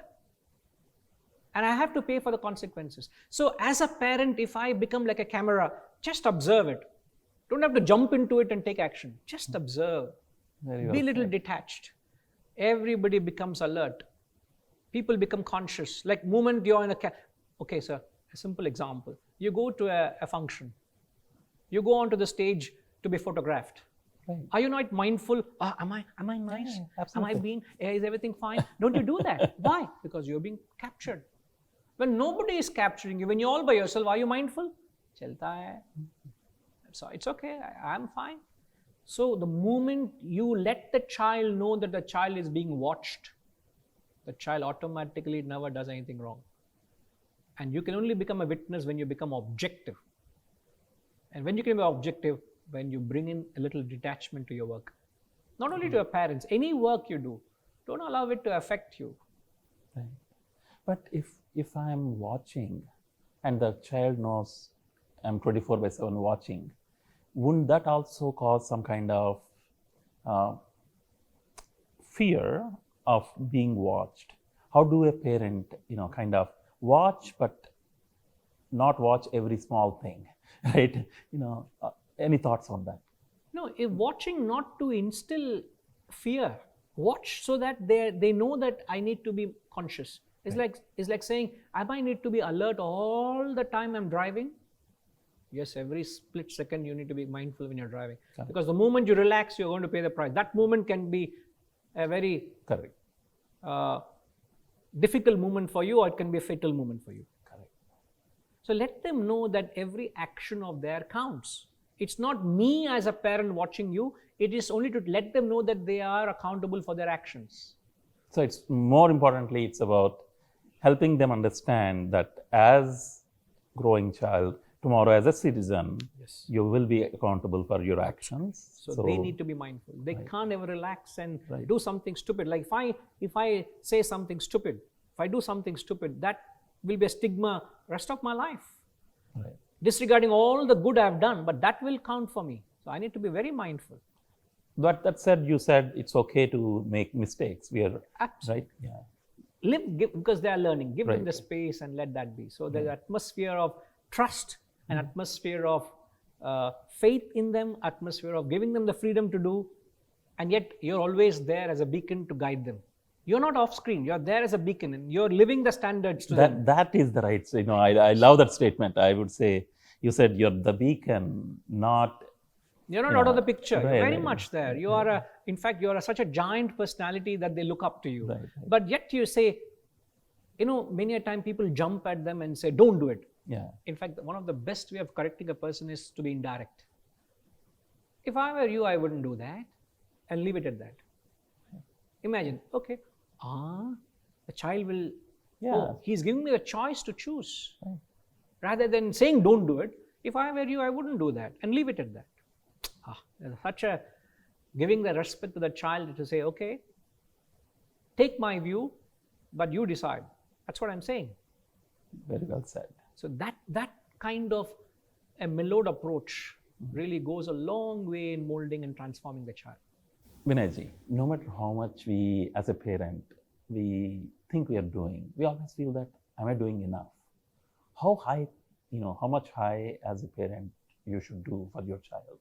Perhaps what's the best thing that you can do to a child? See, as a parent, we give them every possible thing. In fact, many a time, the parents make a mistake of wanting to fulfill their dreams to their children. Let my child get what I didn't get. So we give them the best. But if you ask me, what is the best thing a parent can give to the child is to give this know-how of this life and living to them. Teach them the principles of life and living, for which it's obvious that if I have to teach something, I have to learn as a parent. Yes, of course. It's important. So if you can tell them, prepare them what life is, that life is bound to be difficult. Life is going to be phases where it's going to be demanding. There will be moments where you will fail. There will be moments there will be rejection. And you may feel unfair. You may feel you may not be loved, you may not be fairly looked at, or you're not being respected or regarded or rewarded for your efforts. If you can give them the knowledge and the ability and the capacity to deal with failures as much as how you deal with success. Because I deal with children. When I say children, teenagers, I train them, I conduct workshops and programs for education institutions, and I prepare them. And many a time, these children come and tell, I'm going through depression. Openly, they come and confess in front of their classroom. They come and say, I'm battling suicidal tendencies. Wow. And I'm talking at the age of 14 and 15. So there's something seriously lacking. It's not a question of putting them in the best education institution. It's not that you're giving them all the best tuitions. It's not the best luxuries and comforts you've provided for them. But have you taught them how to handle failures? We have not taught them. And the only way they'll be able to deal with failures is if they have this wisdom to understand that life means there will be days of joy, there will be days of sorrow. There'll be, when you say business, there will be profit and loss. So you must learn to handle loss as gracefully as you handle profit. You should be able to handle. There'll be love, there'll be failure of love. So if I can give that know-how of how to live life and deal with the fluctuations or vicissitudes of life, I think you have given them truly the best that they need so that they can live a life holistically, wholesomely, and enjoy whatever that's thrown at them. Every moment of it. Every moment of their lives. Right. And this is what... And that's what you want for your children, That's right? what you want the best for them. Right. Yeah. You don't want you see your children buckling in life. Every small thing they buckle and they go through pain and they go through trauma and they stressed out. You don't want that. So along with that scholastic education, along with all that you're providing, there must be a way that this ancient principles, these eternal principles of Sanatana Dharma is consciously, methodically injected into their lives. And through that, they'll find a way to manage themselves and they become truly a master of themselves. And nothing greater than that. As a parent, if I can give that to my child, I think I've done my job. Rest, he or she will find his way in life. Vinayji, a different topic altogether. We see a lot of, and in my circles also, I see a lot of successful people, accomplished, successful, financially, otherwise, and still there is a lot of unhappiness. There is, they still feel not satisfied. What's your view on that? You have spoken a fact of life. The fact of life is, it's not the nature of anything external to bring about an internal result. So any amount of external power, name, fame, wealth is not going to bring about that internal state of peace or contentment or happiness. It is not its nature. You may multiply your wealth quotient 100 times, 1,000 times, 1,000,000 times. You still will be unhappy. You can't find happiness in that because it is not of the nature of anything external to bring about an internal peace. Very well said. Point one. Second point is, wealth is a gross tangible thing. Yeah, I can exchange wealth with any commodity. I can exchange it with color and form for my eyes. I can bring the best fabric I want for my touch, for taste. I can do that's all. So wealth is something gross and tangible. But happiness or contentment is subtle, is intangible. So the law of life is anything gross cannot influence the subtle. It's a law of life. Very simplified but profound. It is very profound. Anything gross cannot control or influence the subtle. So first I said anything external cannot influence the internal. The second point, any amount of the gross, anything gross cannot influence subtle. Example, the famous quote, "Stone walls not a prison make, nor iron bars a cage." So when you imprison me in a stone wall in a prison with bars and imprisoning me, you only imprison my body, but you can't imprison my thoughts. So my thoughts are free to go wherever it be. Why so? Because the stone walls and the bars of a prison cannot confine my thoughts. Thoughts are subtler than the very deep. The gross. The gross. So people don't realize that there are two aspects to their personality. One is the material aspect, another is spiritual aspect. The material is the outer aspect, the spirituality is your inner aspect measured by your peace and contentment. They are two different personalities. If I go to the gym and exercise my only right arm, only my right arm will become strong, my left arm will remain weak because I have never exercised it. True. It can't be that somehow strength from this arm will go to that arm. It doesn't happen that. Does it? It doesn't. I hope, but it doesn't. It doesn't happen that way. I hope, yeah. It's not that somehow all my material wealth can be transferred to me, making myself spiritually wealthy also. Your material wealth is measured by various ways. What is your bank balance? And so on and so forth. What are your assets and things like that? What are your investments? What are your stocks? Material is easy. But any amount of material wealth, you may be rich externally, but you are not rich internally.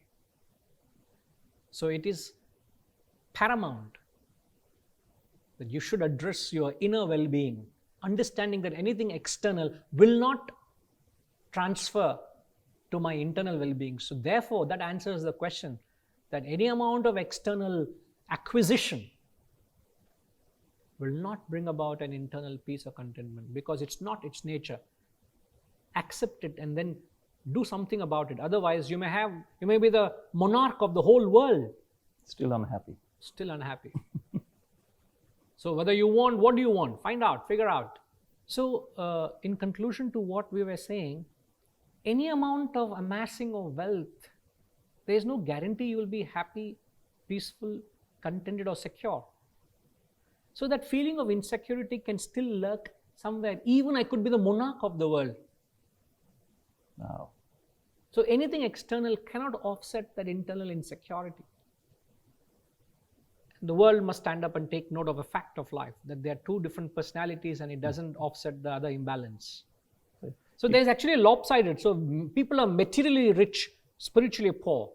And that's the reason they're not happy and contented in spite of the best villas or the luxurious lifestyle. You have a private yacht, or you have a private jet, or you have whatever you can aspire, make millions of dollars, yet you find there is depression, there is disparity, discontentment, discord. It's a serious concern, and yet people are not waking up to the reality, where am I going wrong? So this is the need of the hour. The world needs this wisdom to set right the imperfections. So one last point I would like to add to that aspect on why wealth can't give you happiness. There's a beautiful saying. It goes like this. It said that money can be the husk of many things. Money can be the husk of many things, but not the kernel.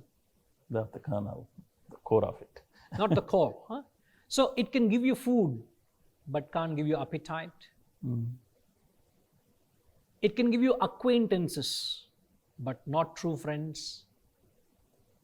It can give you medicine, but not health. It can give you days of joy, but not peace and happiness. And it goes on. There are many things he says. As a gist, when you look at the overview, it only gives the outer, but not the interior. It only takes care of the exterior, the external, but not the internal. So I see, being in the spiritual field for over 3 decades, I come across people and they come and tell how they are like cheese, but inside they are chalk.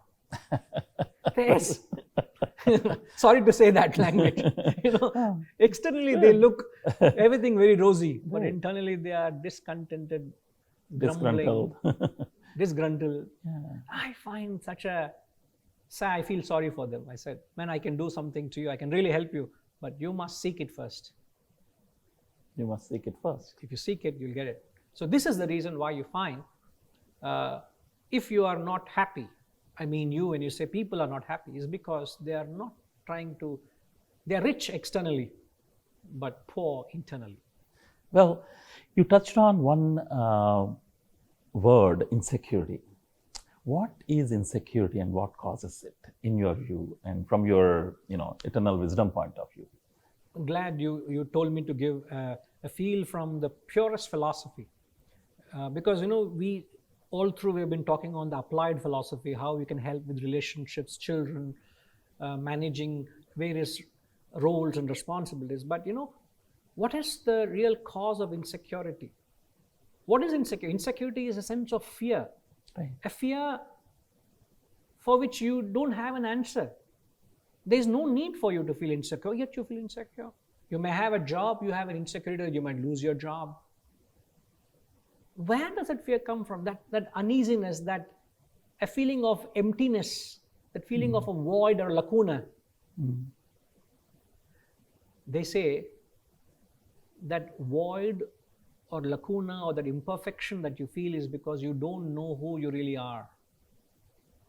You really don't know what your true potential, what your true nature is. Wow. The Shastras say you by nature, your original nature is paripurna, is whole. Purnam means whole. Paripurnam. Paripurnam.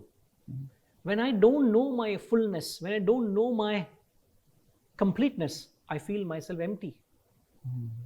So the very famous Upanishad, the Upanishadic invocation, in fact, the very famous invocation from the Upanishads, I'll chant it. Please. Purnamada Purnamidam Purnat Purnamudachyate Purnasya Purnamadaya Purnamevavashishyate. Om Shanti Shanti Shanti. Again, it sounded so soothing, but I have no clue what it means. Please. help us understand. Not to go into the finer detail of it, but it only says is there is Purnam. You are that whole reality. You are that absolute self. You don't realize your fullness. That is whole. This is whole. If I take away this from that, what remains is whole. Means there is that fullness. So if you can look around that totality, attune to that spiritual space we're talking about, attune to that wholeness, realize that fullness. See, it is our full-time, self-appointed job. Nobody has told us to do this. Right. We do it on our own because it is our passion. It has been our fervor. We have that fervor or the dream or vision to explore the truths, dig the truths from the Shastra, study and understand so that we attain the highest. So when we have invested our time and our life into this, what I can assure you on screen, and I hope I don't sound boastful of it. Please don't. But, please share. Please share. But I must say, I have never ever felt insecure in my life. Wow. How do you get to do that? It is a result of having tapped that infinite reservoir of peace and bliss coming from within you.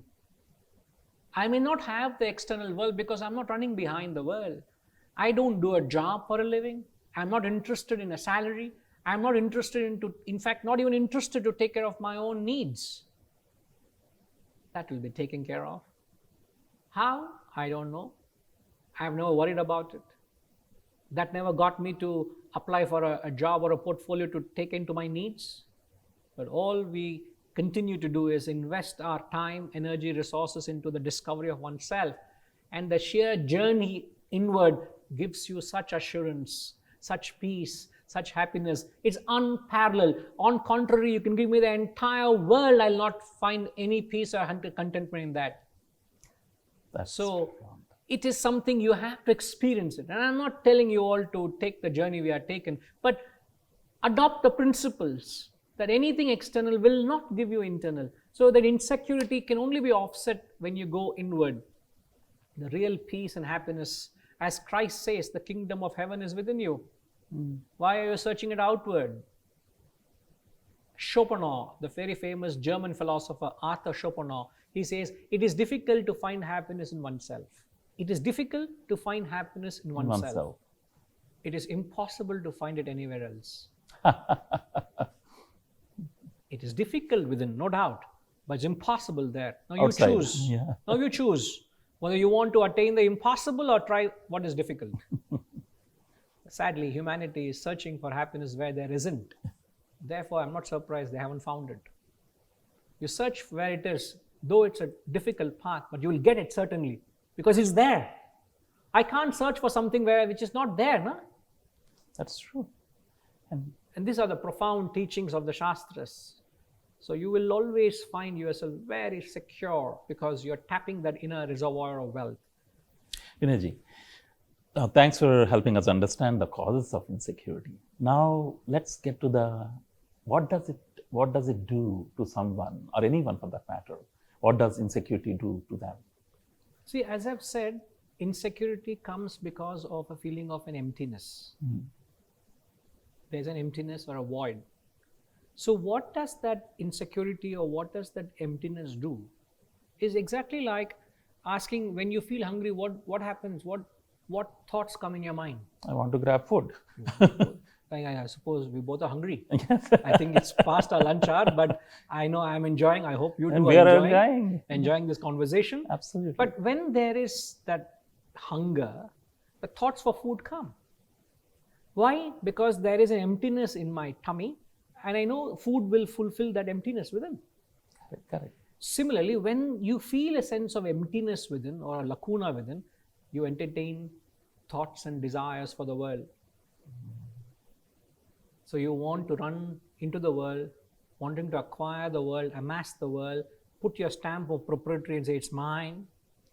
The urge to acquire is more and more. You want to run. Why? Because there is an emptiness within. You see the correlation? Yes. No, it's profound because on one hand, we are talking about, hey, how much ever rich you are still unhappy. Now we are saying you're unhappy and you feel that outwardly things will fulfill it. So it's a vicious cycle, it's a catch-22. Yeah. So you keep going out into the world. So it's not, don't get me wrong, I'm not trying to tell here, I'm not being unrealistic when I say that don't acquire. Please acquire as much as you want. But get over that feverish excitement or anxiety to acquire. Don't fall prey to that desire for acquisition. Give up that craving, that thirst. The Sanskrit word is trishna. Trishna is the thirst. And the famous words of the great Adi Shankaracharya in the text Bhaja Govindam. And I shall sing. He says, Mudha jahi hidha nagama trishnam kuru sadbuddhim manasi vitrishna yellabhase nija karmopatham vittam te navi nodaya chetam bhaja govindam govindam bhaja mudhamate samprapte san nihite kale nahi rakshati dukrin karane. I think you're going to put me to sleep with your melodious voice. Not in the wrong sense, I suppose. In the right sense. Please, So very profound. Very profound. In Right. fact, the text Bhaja Govindam is master stroke of the great Adi Shankaracharya. Down to earth text. Very rich, pregnant with meaning. Each word is so invaluable. So in the context, he says, oh fool. Lovingly, he says, man, why are you behaving like that? You have a huge potential. He says, oh fool, give up your thirst for aggrandizing or acclimatizing. Not rather acclimatizing, perhaps to Acquiring. say acquiring rather. Right. Acquiring and aggrandizing wealth. So, oh fool, give up your thirst for aggrandizing wealth. Give up your thirst for acquisition. He doesn't say give up acquiring. Give up that feverish frenzy for acquiring. Instead, entertain the thought of the reality. Kuru sadbuddhim manasi vitrishna. So live in now. Live in the present moment. Appreciate the higher, think of the higher values, think of a purposeful life rather than running behind material acquisition.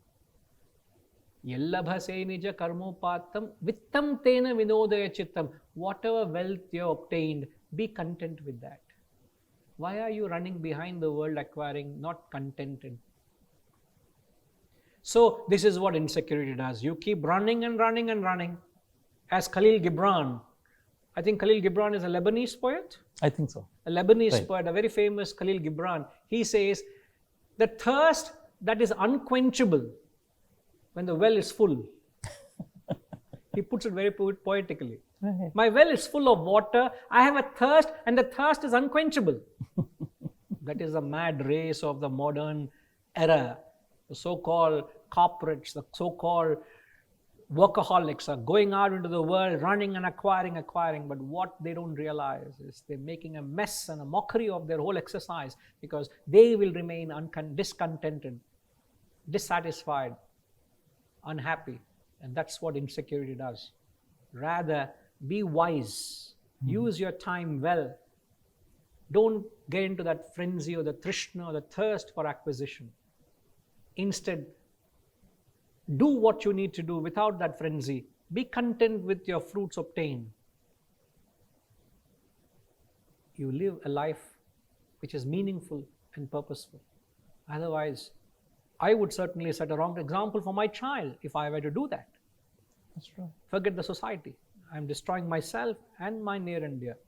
Therefore, I protected myself from the insecurity. We see you should, and let the whole humanity protect themselves from the self-created insecurity. Insecurity and thirst for Unnecessary thirst for eternal acquisition. thirst. I wouldn't use the word eternal in a way there, but we will keep eternal for Sanatana Dharma. Correct. Absolutely. It's a what do you say? Absolutely. It's a protective word there. Right. But people are foolishly running after. You can say eternally they're running behind the world. When would you realize it? So Absolutely. That's the Very observation, and perhaps we should take a serious note. everyone should. I think, Everyone should take a serious right? note. Because Okay. Vinayji, insecurity. You touched on that and the causes of it and all that. So, how does mankind, people like me and everybody, right? Try to offset this mental insecurity? So the whole world is trying to offset this, perhaps something which is very pertinent as far as they're concerned. They're feeling insecure. I'm not saying they are being falsely assuming. They really feel insecure. And how they are trying to feel insecure or offset the insecurity is by acquiring the wealth of the world. Back to the same one. Same vicious cycle. They want to go on acquiring the more and more wealth of the world. To which here Shakespeare says very beautifully, uneasy lies the head that wears the crown. So watch out. You wanted the crown. And uneasy lies the head that wears the crown. You thought crown would give you everything, but then comes uneasiness. So you need to understand, don't be illusioned by the fact that the more is going to make you more happier. So if you are able to arrest that nature, arrest that mindset, let me not go outward, let me go inward, you will offset that security. Vinayji, different topic, but as we have been seeing in the world, all over, time and again, so much chaos, so much problems here and there, and sometimes it causes stress to human mind as to how to deal with this kind of chaos. So how does Sanatana Dharma help dealing with the stress and the chaos that causes it? See, as I've said in the very beginning, Sanatana Dharma helps us to deal with all facets of life. And one of the biggest concerns in life is the mind is in a chaotic state. Mm-hmm. And that mind is projecting chaos all over. The world that we live in, there's a saying, the world that we live is a projection of our own mind. So if I have a chaotic mind, there will be a chaotic world. If I've got a calm mind, it will be a calm world. So it's very much possible that you can rediscover that inner peace, the inner charm, even if there is any chaos around you, you should be able to find that peace or happiness. The fundamental principle which the Sanatana Dharma or Vedanta teaches us is whenever you find yourself stressed, whenever you find yourself agitated, the biggest mistake everybody does is they believe something is wrong with the world. Or they look outside. They believe the problem is with somebody else, the problem is the world. So they go about rectifying others, they go about blaming others, they go about pointing the finger at others. Like if I were to point my finger at you now, you are responsible for what I'm going through. If I point a finger at you, as we learn, this is the ego finger, right? Absolutely. I point a finger at you, not realizing there are 3 fingers that are pointing at me. So I may find a fault with you, but I'm greater fault within me 3-fold times. Very true. So all the time I believe the world is wrong, the world needs correction, the world needs edification, the world needs purification and correction. I am perfect. So as long as I believe that nothing is wrong with me, you will not be able to get over the problem. This kind of makes me believe that you're going back to something that you said, which I still stuck with me. It said it's all about how you relate yourself or how you relate with the other person. In this case, you're saying how you relate with the world. Yeah, in connecting with that, right. when you relate to the world, if I'm agitated, don't blame the world. Right. So the first principle in Vedanta we're told is when any acid test, if I'm agitated, look within and find out where have I gone wrong.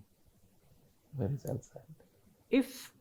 Because if I believe it's the world that is responsible for the agitation, I will not be able to come out of the stress. But if I were to look within and find out where have I gone wrong, then perhaps you can correct or bring about a change, because I can't change the world until the world wants to change itself. So I can change the world, but that's not going to help me, because I can still be having a disturbed mind. Yes. So if I can look within That's the way out for stress. So stress is not caused because of the world. It's because, again, of wrong relationship with the world. So we must understand nothing in the external world can bring about a mental agitation. A result for your stress. Right? It is not the external world. Right. Nothing external can bring about an internal sorrow. Nothing external can bring about an internal happiness. Earlier we said, Yes. If it holds good for happiness, it must hold good for sorrow as well, isn't it? Yes. You can't be responsible for my joy, nor can you be responsible for my sorrow. Because you are external, I am internal. How can you be responsible? You all can't be responsible. Internal is something above the external factors. So if I understand that and start looking inward, correcting myself, instantly you will find there is peace and happiness and comfort than complaining and grumbling and stressed out for nothing. Making a hoo-ha and saying, hoo, it's hot, hot, hot. What else you expect summer to be? Summer will be hot. Deal with it. Deal with it. Learn to deal with it. As they say, don't they? What can't be cured has to be endured. Yes. I can't do anything about summer. I got to learn to endure it or appreciate it and say, oh, let me sunbathe. Take off a few layers and say, let me sunbathe. The whole of Western world comes to this part of the world to sunbathe. Right. Go to the beaches and sunbathe and get tanned. They appreciate summer. They don't complain. Why are you complaining? Look at the other side of it. It's all in your mind, how you look at it. Vinayji, we talked about stress. What is the definition, the causes? Now help us understand with the tips and tools of, reducing and removing stress altogether, if possible. That someone can practice at home or somewhere else. If I were to put it in a simple formula, as is, we want some practical tips. See, the cause of stress is unrealistic expectation. Correct. And that unrealistic expectation comes because of lack of assessment. Like if I'm traveling to Europe in December, it's going to be biting cold. Yes. But if I take my summer gear to Europe, oh, I didn't realize it's going to be so cold and snowing here. Come on. Who are you complaining? What are you blaming? Is it not my duty to assess and take proper measurements and take proper measures to do what I need to do? And when one doesn't do it, you have unrealistic expectations. So people have unrealistic expectations with people, in the relationships, with the world, with the government. So the first thing you should do is assess people around you whom you deal with day in and day out. Don't have unrealistic expectations. But if you have unrealistic expectations, it would lead you to disappointments. And those disappointments tantamounts to mental agitations, which is stress. Are you saying that no expectations, no disappointments? I'm not saying so. I'm just trying to understand. I'm glad you clarified. Right. I'm only saying unrealistic expectations. I'm not saying don't expect. But I am saying here, rationalize your expectations. Fairly said. Thanks for the clarification. Yes. It's important that you need to have a certain amount of expectation. Right. That knowing that person in the corporate industry, you know what's that potential, what their drawbacks are, what their strengths are. You should be able to assess that person and have a realistic expectation. Perhaps give a 10% buffer more and say, I can inspire him to give that more. But you can't expect 60% more from a person who doesn't have the potential. Then who is to blame? Me. Clearly. I can't. Right. Do I blame the person or do I blame my wrong expectation? Obviously. Obviously my expectation, isn't it? Because he is helplessly doing what his abilities are. Even though he is willing to do more, but he has to change. And you need to give the room to change. You need to give the room, the space, the time. So rather than blaming the world for what it is not, you accept it, respect it, and relate to it well. And rationalize it, as you rightly said. With rationality, you will be able to have realistic expectation. So that to a large extent, you will be able to predict, like the weather prediction. Right. You'll be able to predict what's going to be the outcome. Right. You know what's to come, so you're not surprised. So like the way you are trying to, you have assessed, well, you set expectations for yourself and you assess whether they are the right expectations and adapted. Like what you did is in your 3, decades of your, journey, you are now giving back. So now you say, what, world is struggling. I now know, I figured it out, that there is a map to the madness, right? Out of the madness. So, and, and you are now giving back. When we say live with the world, you're saying not live with the world, first assess and fit into the world. And then if you think it needs to be changed, which you felt, then you're trying to change it. That's what I'm hearing. Did it say it rightly? Yes. See, wherever you can bring about a change. Right. Where you can't change, as we earlier said, what Right. can't be cured, you got to endure it. Correct. Swami Ramatirtha also beautifully says, reforming the world is like straightening a dog's tail. You cannot do that. It will be crooked, it will be curved, it will remain that way. So what are you trying to waste your efforts in vain? Rather, use it wisely to correct yourself. Relate well. If you have to change, you will change. But let me change.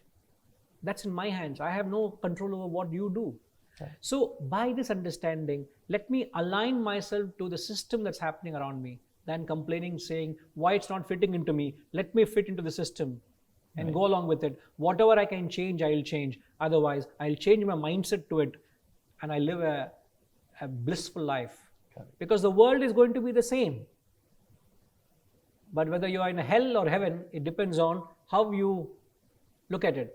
The world is the same, as Emerson says. The world is the same.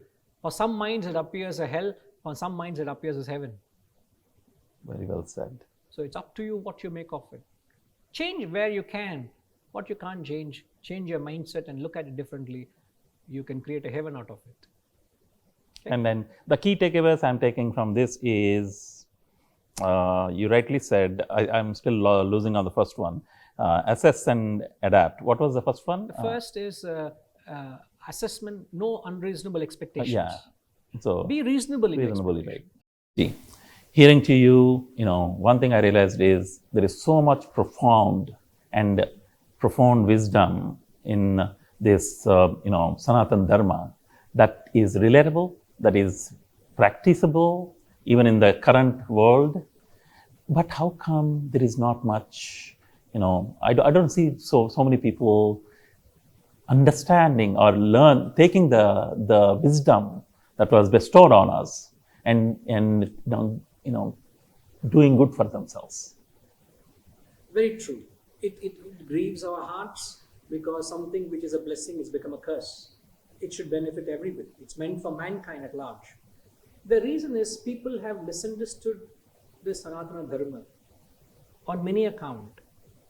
And one such count is the very essence which this Sanatana Dharma or Vedanta teaches. So the very essence of the philosophy that I'm teaching is Tyaga. Yeah. The word Tyaga literally means renunciation. So the very essence of Vedanta, which they know that the essence of Vedanta is renunciation, people have misunderstood this term renunciation.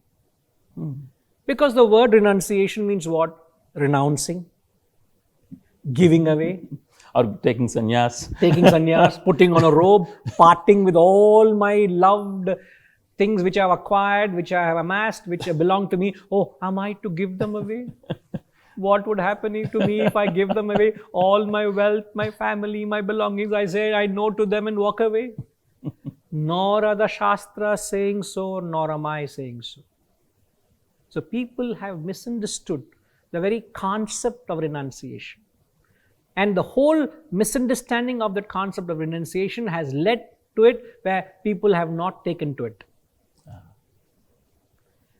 But there's a deeper meaning to what renunciation is. In fact, I would go to the extent and say, it's not possible to give up because you cannot give up.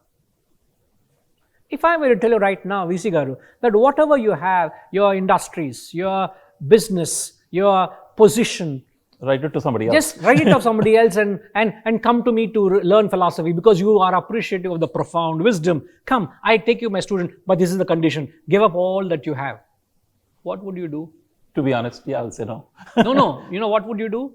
This will be the last you will see me. I don't want to go to this fellow because this fellow is saying, give up this to become spiritual. Nah. This is what the misunderstanding. You don't have to give up anything. In fact, Vedanta says you can acquire and go and get whatever you want in life. There is no problem with it. But be content with it. As long as you're content with what you have and acquire. So Vedanta is not against it. Nor is it against you to giving up. It only makes you to understand that it appeals to you. Like people like us take, it's not a trouble, but we take great care in presenting what we are teaching because here is a subject which has been gravely misunderstood. And we don't want to add to the further damage. So somehow it feels that you're saying detachment to the detached but still attached. Yes, in fact, that's what they say. You must therefore have an attitude of renunciation to everything that you have. It's not literally physically renouncing. In fact, the teachings say that you must live a life with a spirit of renunciation. Don't have to renounce, but Don't have to renounce. When a time comes, you're okay. Absolutely. If things have to go, you go, they go. It does not end of the world. And we for all you. know there is an expiry date somewhere Everything. for everyone. Absolutely. But you must somehow instill that spirit of renunciation in everything that we do. And if you have that spirit of renunciation, you'll be able to get into the real essence of spirituality. And in fact, you live and you actually enjoy that bliss. In fact, they say one who lives a life of renunciation, tyaga shantim anantaram. There's a beautiful section from the text which says, tyaga shantim anantaram. Means peace follows tyaga. Peace follows renunciation. Perhaps I'll explain this little further. But if you understand that there's nothing wrong with the attitude of renunciation, you don't have to renounce anything. But if you can have the spirit of renunciation in you, don't have to renounce anything. To that extent, you can make this knowledge very dear to you. Vinayji, since you said you should inject the spirit of renunciation, how do I practice it? That's more a first question everybody will ask. Absolutely. It's a very pertinent. You need to know. Right. So it is essential that it's important that I inject that spirit of renunciation in whatever I do. Now, let's come to an understanding that every action I perform, in fact, action is a symbol of life. If I want to succeed, if I want to achieve anything, I must be active. I must be dynamic. I must do what my duties are in life. Mm-hmm. You as a leader of an organization, you have duties. That's so right. Every action I perform, there are two aspects to an action. So one aspect of the action is it has essentials. And a certain aspect is non-essentials in an action. So every action has got an essential, every action has got non-essential. So what the scriptures are telling in simple terms, renounce the non-essentials and enjoy the essentials. And that has been misunderstood. Can you elaborate on the non-essentials? Yeah, I'm sure you'll be. Yeah. Yes, so renounce the non-essentials and enjoy the essential. Now I'll give you a couple of examples before I actually explain what that is. Right. So if I were to give you pistachio, just as a snack, I give you pistachio nuts. Right. And they are with the shell. What would you do? I will have to break it to eat it. You break the shell, right. Discard the shell and eat the nut. Correct. Right. Point one. If I were to give you a banana, same thing. I'll peel the banana. You will peel the peel and discard it. Discard the peel. Enjoy the fruit. Right. Third, if I give you a chocolate, I don't have to discard anything. I'll just eat. It's a wrapped chocolate. Oh, then I'll throw the You wrap. have to Right. Unwrap it. Throw the wrap. Unwrap it. Right. Get rid of the wrapper. Enjoy the chocolate. Right. So what you're doing there, you're renouncing the shell, enjoying the nut, renouncing the peel, enjoying the fruit. You're renouncing the wrapper and enjoying the chocolate. True. So those are the essentials and non-essentials. Essentials, non-essentials. But it comes along with the non-essentials. But you need to get sure that you renounce it and enjoy it. Now in life, when you're acting, what are the non-essentials that come and disturb your action? That disturbs the performance of action, that disturb the outcome of an action. There are a few I mentioned. I'm not elaborate, not exhaustive. First is your ego. When I'm acting, who am I? Correct. I am this. So ego comes in. And that where there's ego, there is bound to be friction with the world. So you've got to renounce your ego. If I can think that I am a player on stage and let me play my role without having a complex. So with ego comes complexes. You either feel superior or inferior. Then there is a doership attitude. As they say, kartrutva bhavana. Enjoyership attitude, bhoktrutva bhavana. So these two come. Then comes worries and anxieties. Then comes the anxiety to the very fruit itself, and so on. I've just mentioned 5, 6, and all of this saps your energy, drains your energy, impairs your potential to produce. So all what the Shastras are saying is, renounce the non-essentials and enjoy the essential. Enjoy the action. Enjoy the performance of action. Like right now, I'm enjoying the very fact that I have to converse with you. I'm having a conversation. What is there a need for me to worry of anything else other than the current action? Very well said. I think the way you are saying it is, enjoy the journey, but don't worry about the outcome. Absolutely. It will take you to the right destination. If the action is impoverished, how can you expect fruits? Correct. It is foolish on me to expect reasonable fruits when the seed is not reasonable quality. I put an inferior quality mango seed. How can I get the best Alfonso mangoes? I can't get it. Absolutely. So remove, renounce, get rid of the non-essentials, enjoy the essentials, and get into the true grandeur of action, the true spirit of action, the real glory of action. And that is the greatest teachings of Sanatana Dharma. Vinayji, with this profound concept of renunciation, how can we still achieve peace of mind and prosperity? Brilliant question. Kudos to you for that. If you, again, I come back to the same point I've been making. Sanatana Dharma is the ultimate solution for all the needs of mankind. It's a science which looks into every possible angle, and it's so perfect in it. So what they have done is, if you look at a primary purpose of a need or primary objective of a person, everybody wants material prosperity, everybody wants mental peace. So there is a requirement to both the ends. So Sanatana Dharma helps you to achieve both these objectives. But if you take an objective look at the world today, you'll find people are either prosperous or peaceful. Mm-hmm. Never both. It's usually either or. Why so? It's because they're not applying the principles of Vedanta. They're not applying the principles of Sanatana Dharma. Now, if you look at it, one category of people in the world, they are the people are the extremely prosperous. Why are they prosperous? Because they're very industrious, they're very hardworking, they're productive, they're efficient, but they almost get into a mode of workaholics. Yeah. Perhaps some of the Western countries are very advanced. For example, if you take Japan, as such a tiny nation in the world, but it's a technologically advanced nation. People, those who visit Japan, they say that's a country perhaps which is 10, 20 years ahead of the rest of the developed countries in terms of their technology, in terms of their, in fact, Japanese are also known for their toilets, isn't it? Yeah. One of the most sophisticated toilets you can think of. So even to that minutest of things. So they are so advanced because they're very, very efficient. Japanese cars, Japanese technology is very, very efficient, reliable and things.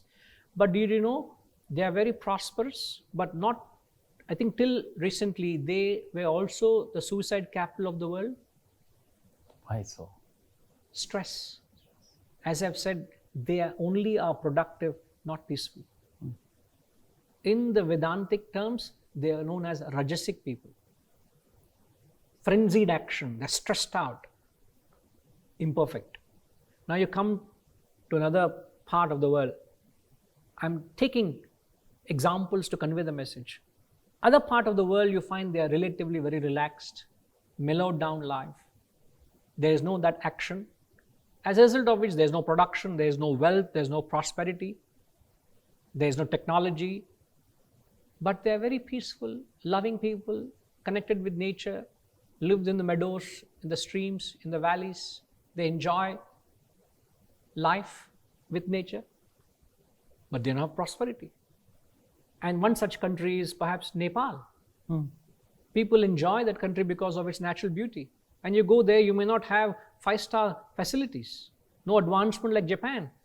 But Nepal is one of the happiest countries in the world. Lowest suicide rate, I guess? Lowest suicide rate.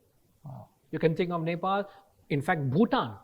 Bhutan is one of the happiest nations in the world. In fact, I actually meant Bhutan, not Nepal. Sorry for that. Right. But if you go to Nepal, you find there is, I've been to Nepal when I went for trekking to the Everest base camp and so on. You find very nice people, lovely people, no production.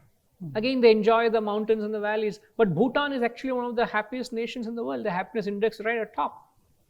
So Bhutan is very beautiful, peaceful, but no production.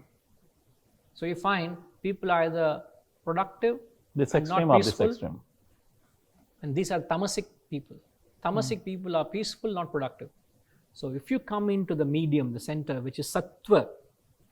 Sattva is a state where you are in dynamic action. You do what you ought to do, what you need to do, when it ought to be done, with dexterity, with precision, with being mindful of what has to be done. While you're doing it, you renounce the appendages. You renounce the non-essentials. So because I'm putting action produces favorable results.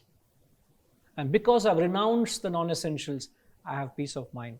So sattva is a state where you are productive and peaceful in one breath. At the same time. So this is the secret formula the world needs to embrace. Sattva.